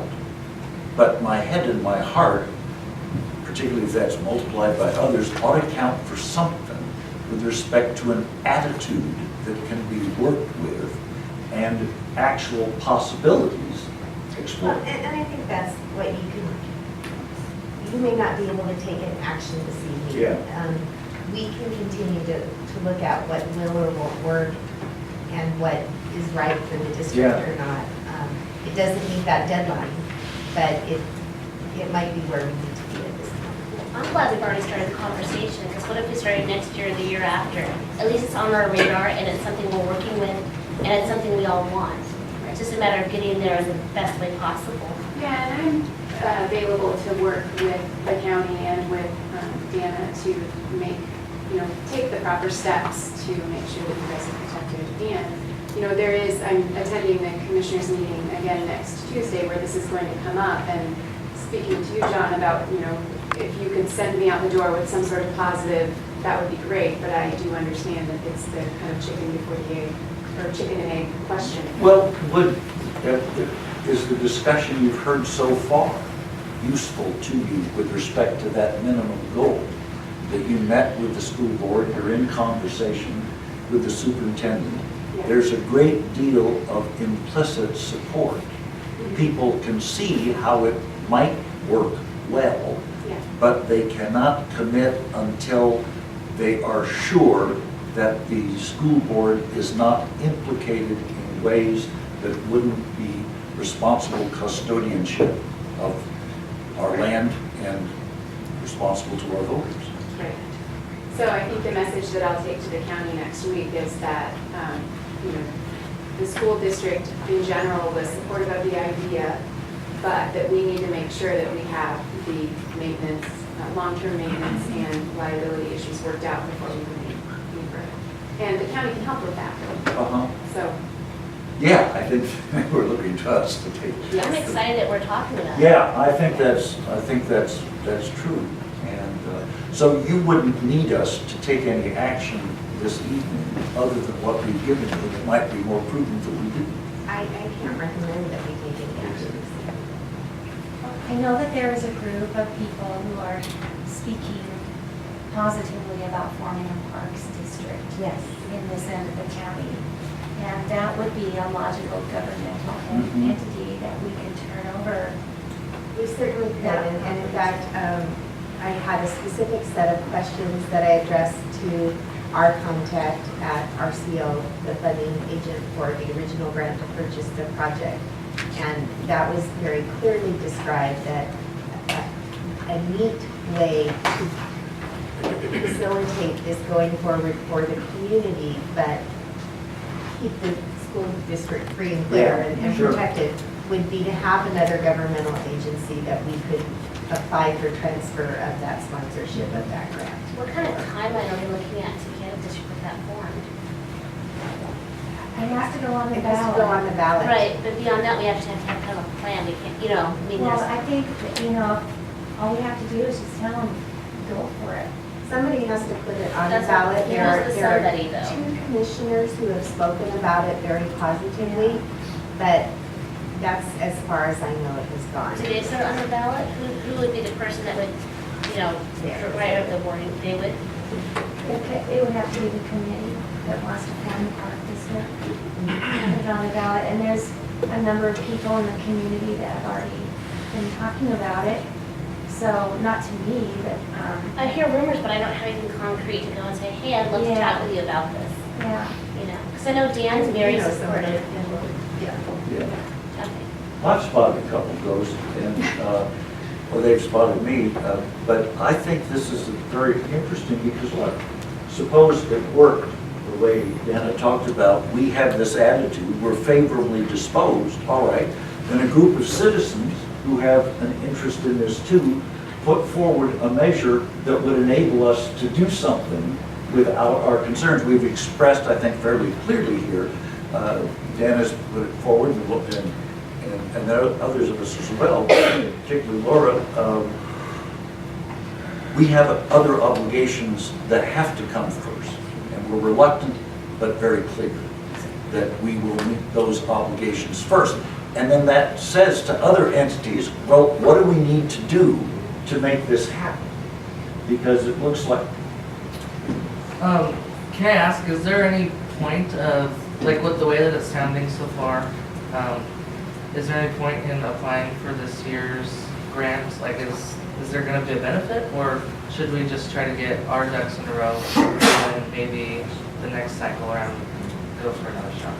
Yeah, so, I mean, we were waiting to hear kind of what was going to happen here tonight and with the county before we even put a lot of effort into the grant application. So, it sounds like, after talking to the county on Tuesday, we would make that final decision. So, if the county's willing to just say, hey, we'll take over the maintenance of it, that would be one scenario that would be really neat, but that's not how you would. Is it possible to facilitate maybe a meeting with these people that want to form a parks district, talk with you, have us there and have commissioners there, and just kind of really have a conversation instead of this, since we're playing musical chairs, we're kind of just beating around it, we're not getting any ground. I think we just need to sit down and discuss it. I know we have to disclose that. I'm not sure, I have to check all the rules. Right. But it's possible that we could put together a joint study session. So let me look into that, and then we'll get back to you guys on that. well, if I could say, I think it would be fair, my colleagues can contradict me, it would be fair to say you've received an attitude toward us and an attitude from us toward your project, and it's favorable. And we can understand intellectually, educationally, emotionally, and socially with our community, any number of reasons why this should go forward. And it's also clear that our responsibility precludes us from obligating ourselves at this time. I think that's probably the best we can do. I just want to clarify Sure. that my position is, as a community member, I completely support this project. As a school board member, I was not elected to be involved in trails. Yeah. So that's where I am. And I think, John, that's what you have to clarify. You can't speak for the board without a vote. Right. So you can say what you support as individuals. That's right. So what I'm saying is, do we need a vote and a motion, or we can just leave it? Mindy has heard us discuss, and that, of course, we as a board take no action until we actually act.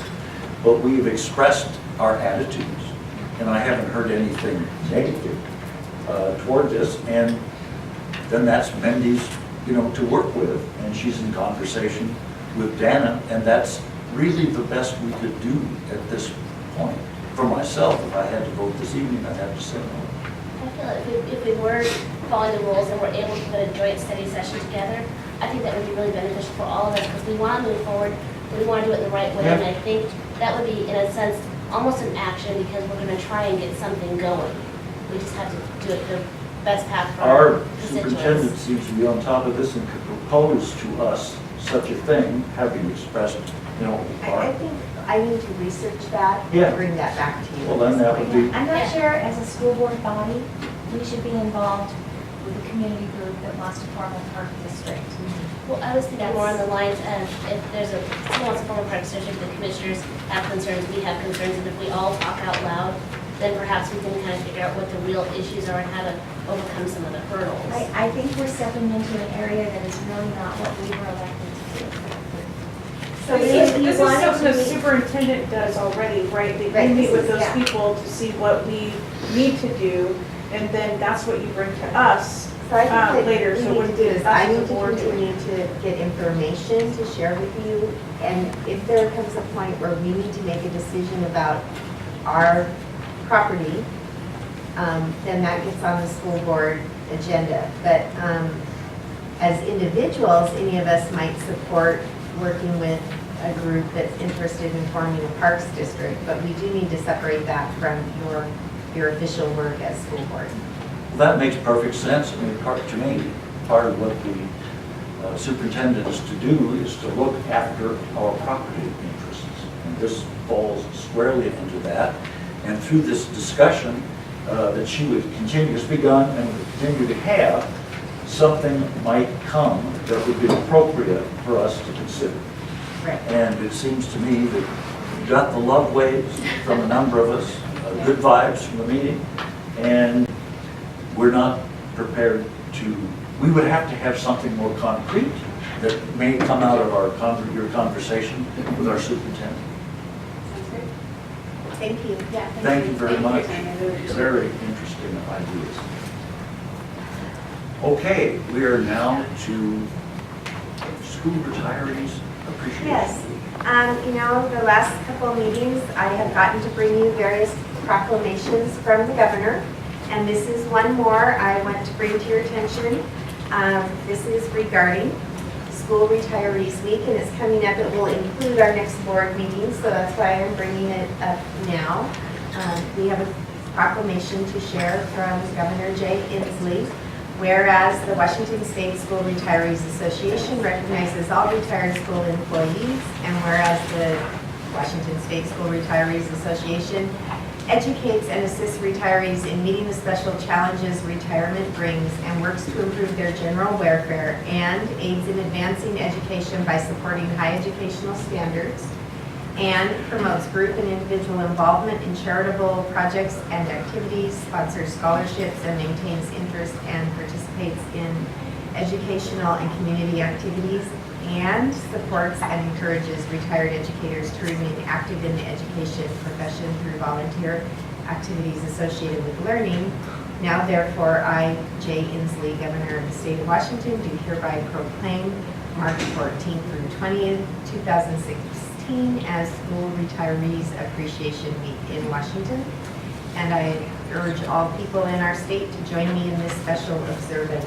And his proclamation was signed on January 5th, and I would encourage all of us to thank a retired educator between now and March 20th when you run into them. Gee, I wonder if we could find any around here. All right, that's good to hear. So we're now at community linkage, planning, and message of the month. We have some things to discuss. I think we have listed here as community meetings for us to attend.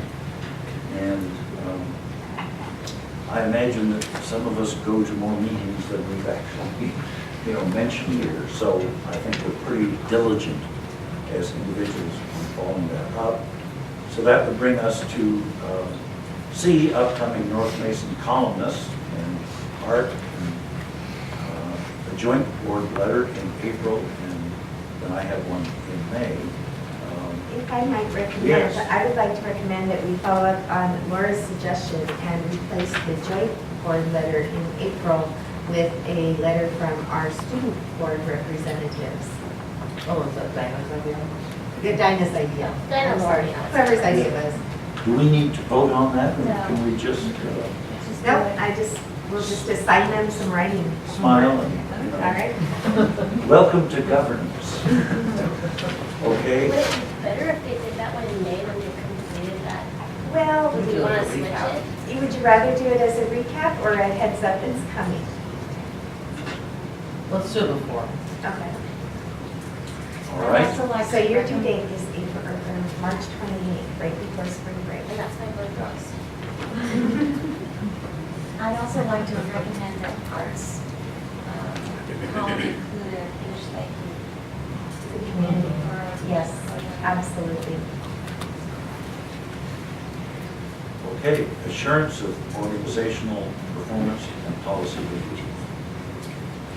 Here, well, it's pretty well specified, we are ruled by principles of policy governance. And we have 4 sets of policies: ends, executive requirements, board superintendent relations, and governance process.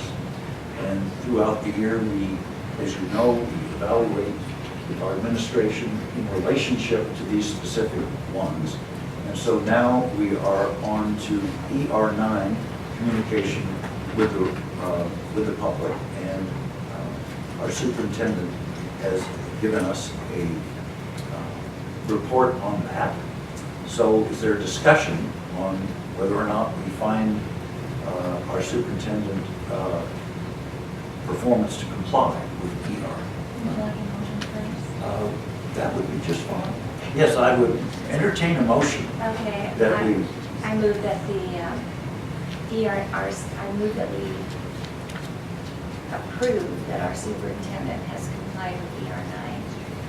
all right, is there discussion? Yes, I would like to say that community relations are very strong, and I applaud you for being involved in all of the community and stakeholder groups that you've managed to find time to be a part of. I think that's really a great link for you to be there, a conduit between our community and our district. I really appreciate the Facebook and Twitter accounts, although I'm not that active on those. And I appreciate that we're increasing that goal for 2016. And also, I'm not a parent, so I'm not on ParentLink, but if there are any parents here who are on ParentLink, is it working for you? Nobody uses it? We better advertise more. I guess, we need to On make that Facebook. clear. Okay. Okay, is there any further discussion? I would like to say I really like how it was handled tonight. We had citizens here that were concerned. And I'm hoping that you guys feel that your concerns are being addressed, and at the next week's time, you're gonna have more answers. And I think that was great, and I love the fact that you all showed up. And I have been getting a lot of good reports from the community saying, oh, Deanna was there. So it's good to hear that. I like that that you put in here that we have to maximize our use of our Facebook and Twitter, even though sometimes when those rumors get out there and it's not always a good pool of happiness, it is where our community is. So sometimes that is where the truth needs to be put, but maybe not first, maybe, but really close to it. Yeah. Okay, and I'm very glad that, given all that, and we are in a connected society, I really appreciate the fact, let's go to the government and exercise our rights of citizens, because it's our taxpayer money, and we have a right to be heard. And I think it's a good operation of ourselves as citizens that we're able to have a forum and people get hurt. And I hope to hear that we'll hear back from you as well. Okay, any further discussion? All right, all in favor of finding the superintendent in compliance with our ER, where's the motion? With ER 12? Okay, 9. Oh, there we go, yeah, right. All right, in favor of finding the superintendent performance to comply with ER 9? Aye. Aye. Opposed, same sign. Okay. Then that brings us to ER 12, student conduct and discipline. And so I would entertain a motion at this point that the board find the superintendent's performance to comply with ER 12. There's some discussion. So moved. Oh, okay. All right. And I would like to comment on the suspension expulsions, September to February. The total number of incidences are down in middle school and high school, and that's commendable. Also, the number of days lost is down pretty much. And we don't have anything here on the elementaries. We don't, because often we handle things much differently in the suspensions and expulsions are much less frequent. There's a lot more teaching involved in response to student misbehaviors and more informal, ending the day early so a student can go home and regroup kinds of things. So it wouldn't reflect same kinds of data. Well, I'd also like to mention that the alcohol assaults, the bullying, all of those kinds of things at the high school are way, way down from last year. Yeah. So that's exciting. Thank you. And folks, this is all available on our website. So if anyone would like to check these good things, it's all public data that you can access for yourself at your leisure. So, any further discussion? All right, all in favor of finding the superintendent's performance to comply with ER 12, please signify by saying aye. Aye. Opposed, same sign. All right. Well, we have policy review next, but we didn't have any monitoring reports in January. So is there anything we need to discuss under that one? All right. That brings us to adjournment. And with our first element is announcements and comments from the public. We value folks' comments, and I said at the beginning of the meeting, this is an opportunity to comment on anything that wasn't on the agenda, any concerns respecting school policy or interests. I would welcome anyone. And, beg pardon? Yes, I do have the list here under various papers. Ken, were you on this? Sure. Sure. Is there anybody ahead of me? Well, why not? And then Don was as well. And Herb, you had a question you wanted to ask. All right.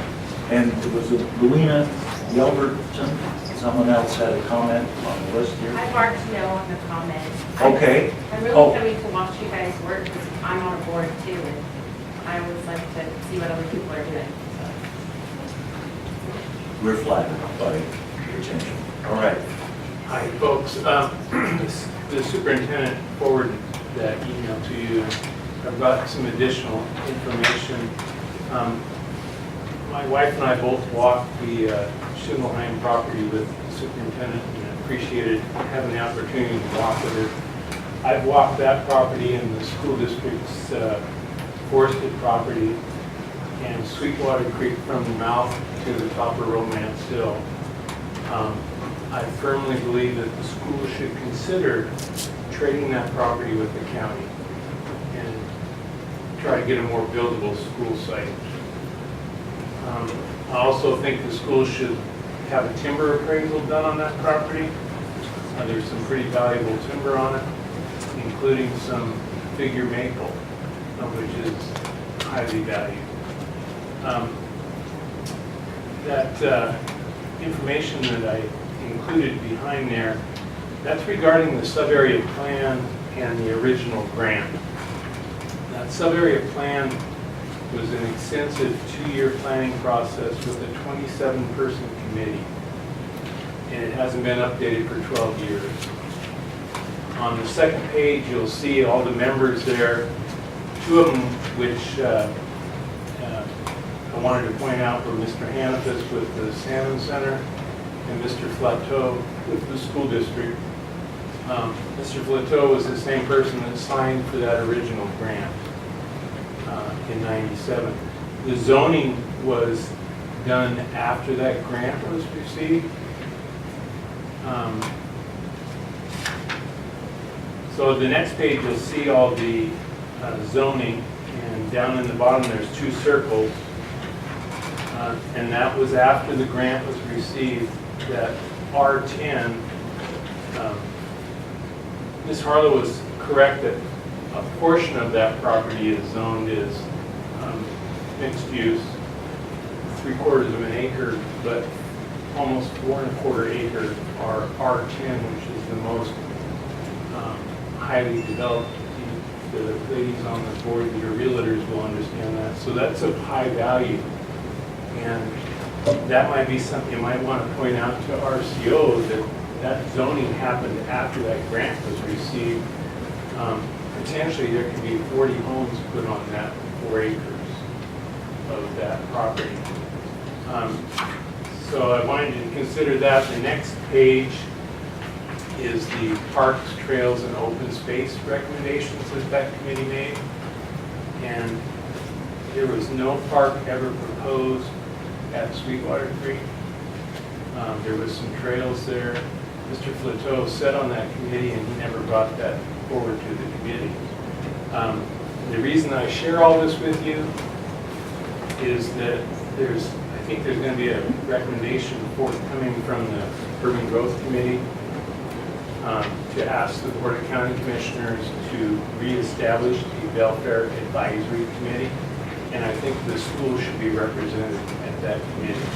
So I just give this to you for your information, so that you might consider, if that committee does get formed, if you appoint somebody from the school to represent them, that would be the best way to do it. Well, Ken, thank you for this information. We appreciate it. We know that you know a lot about woods and trails and water, so we much value your observations. Some other people would like to comment? Herb?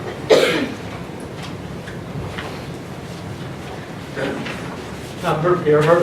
I just want to clarify, since I was involved in forming a taxing district, what it takes, it's up to the county commissioners. You have to, a group, somebody has to convince the county commissioners that you want that on the ballot. And if you don't convince them, it ain't gonna happen. So you need an advisory group of some sort that's gonna start the movement going. And whether you can get it done, you could get it done by November, because we did the hospital district from April and got it on the November ballot. But I had a lot of resistance from the county commissioners saying, it should be next year, it should be next year. I said, no, I won't be here next year. So it takes a lot of work and it takes a lot of money. Our budget from donations came out to $14,000 to pass that thing. So you're not going to form a park district like that unless you get some really dedicated people pushing. And if you have any questions how to do it, Hey, feel free to ask. all right, thank you so much, Herb. Is there someone else that would like to make a comment? Don? Don Booker, I'm a former school board member, and I've been living in the community since '73. This mock crash was not on my original request, but I hope that it's as effective as what my brother-in-law and my niece had in southeastern Ohio. They actually had a mock funeral, and my brother-in-law was the principal, but he's also a part-time pastor. So his daughter was the person who died. They did the whole routine in church, and 3 years later, she was killed in a car wreck. And he passed on the funeral on that one. But it was a drunk driver. They were in a Suzuki Samurai and got T-boned by that 450. So it's an extremely effective, and I hope it works, but without the secondary 3 years down the road. That also brought up the one thing I did want to mention, everybody in the room should be donating blood, in addition to Cancer Crusaders. People in car wrecks like that need donations. Less than 8% of the population in this country makes blood. That's a fiddly thing. And then Laura answered my one comment. Sam gave us an amazing gift. I'd like to find a way to keep it going, and not that I was against the park, but we already have a commitment there. And if you ever want to put a big thank you sign, you can put it up in front of the office. If you have one of those 4x8 ones, I can put the framework up. Everybody can see it in Belfair. Thank you, Don. Is there anyone else who would like to make a comment? What about a question? Anyone can Okay. offer it. well, As I I said before, we might not be able to answer it. We're not here to dialogue with the public, but we certainly would like to hear your question. Okay, there was talk of the transfer of sponsorship. Can that be done with Feller as well? Is that something that's an option? Because I know Feller is still on a lot of people's mind too. There are other things that can happen with Feller. That, the smaller property, the Schindelheim property there was about half was donations of the land, and the purchase amount, that's all the grant was for. So we can transfer the grant and give the property to another governmental agency. There are a lot more things involved with Feller. So talking about a parks district and some of those other ideas are part of what we're going to talk about next Wednesday when we do the board study session to talk about ideas to support the future of Feller. Okay, thank you. You're welcome. And we would invite people to attend that, to hear our deliberations. We won't be able to take questions from the public at that one, but we like people to be informed. And it's meetings like this that we certainly welcome people to comment. So I guess we have done, had an opportunity for the public to comment, announcements and comments, board and superintendent. Well, we began over there. Let's begin. I thought this was a great meeting. I love the, conversations we've had, and I love the fact that we're all kind of deliberating and working really hard to find a solution the public is telling us they want. And so it's kind of an honor to sit here with you guys, and while we do things that are in their best interest, and we want their input, and I think that's really good. That's my comment. Well, I would just like to reiterate to you high school students that are here that I really appreciate your comments, I appreciate your concerns, and the time that you spent to bring them to our attention. And I want to know how it turns out.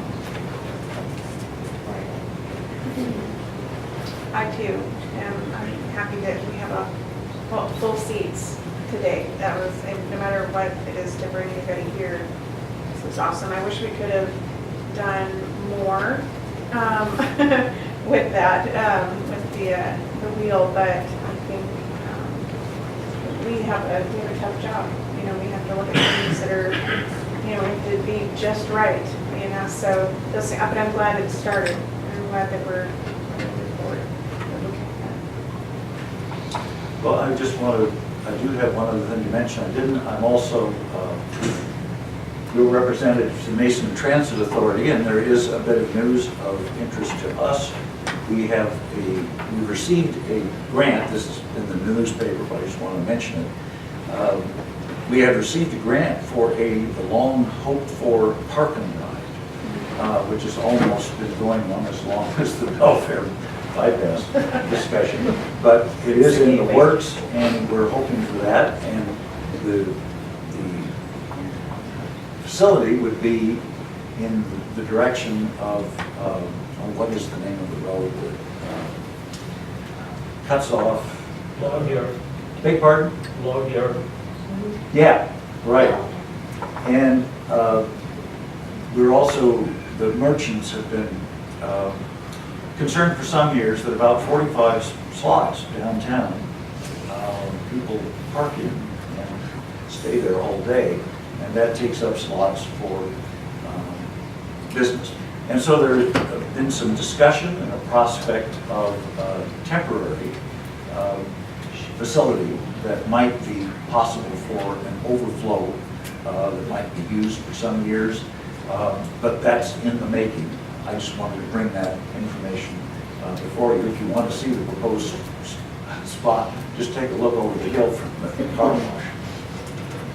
So that's really all I have to say. I have a couple things. Yes. I want to remind everybody that our drama department is going to do their first major production in the auditorium beginning next Thursday, I think. It is posted on our reader board and on the school district website and in the high school announcements. They are doing 12th night by William Shakespeare, and they're very, very excited about it. So I would encourage everybody to take the opportunity to see our kids do their funny work. I think it will be quite an experience. Again, we want to recognize our 3 young men who are going to be at the state wrestling tournament this weekend. It's not that far away in Tacoma, so if you are a wrestling aficionado, you could both yell for the Bulldogs. That would be great.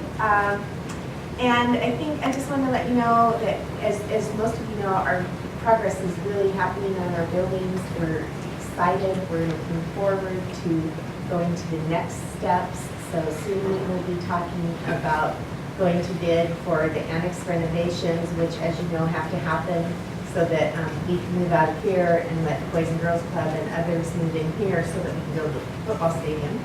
And so all of that is very exciting. And moving forward, we will be moving into the Taylor High School building soon, what used to be called PACE. And the students will be planning their own introduction to their building for the community. So look forward to sharing that. All right. And the play is week from I believe Thursday. Okay. Only Thursday? Thursday, Friday, Saturday. There is a matinee on Saturday, and then the following weekend as well.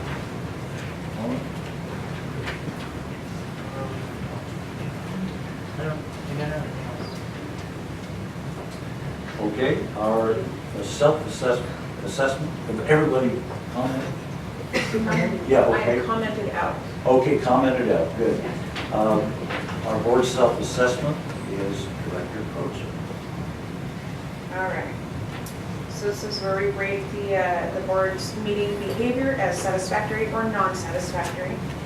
I'm going to read through them and I'm going to read through them. So the agenda was well planned to focus on the real work of the board. The board followed its agenda and did not allow itself to get sidetracked, although we did have lots of conversation. I believe that we stayed right on there. Board members prepared for and contributed to the meeting. The meeting proceeded without interruptions or distractions. The board's deliberations and decision-making processes were public. Participation was balanced. And thank you for that. All participated, no one dominated. Members listened attentively, avoided side conversations. Work was conducted in an atmosphere of trust and openness, and meeting participants treated each other with respect and courtesy. And I believe that we were all satisfactory. And we're satisfactory for all of those. And for the second part, I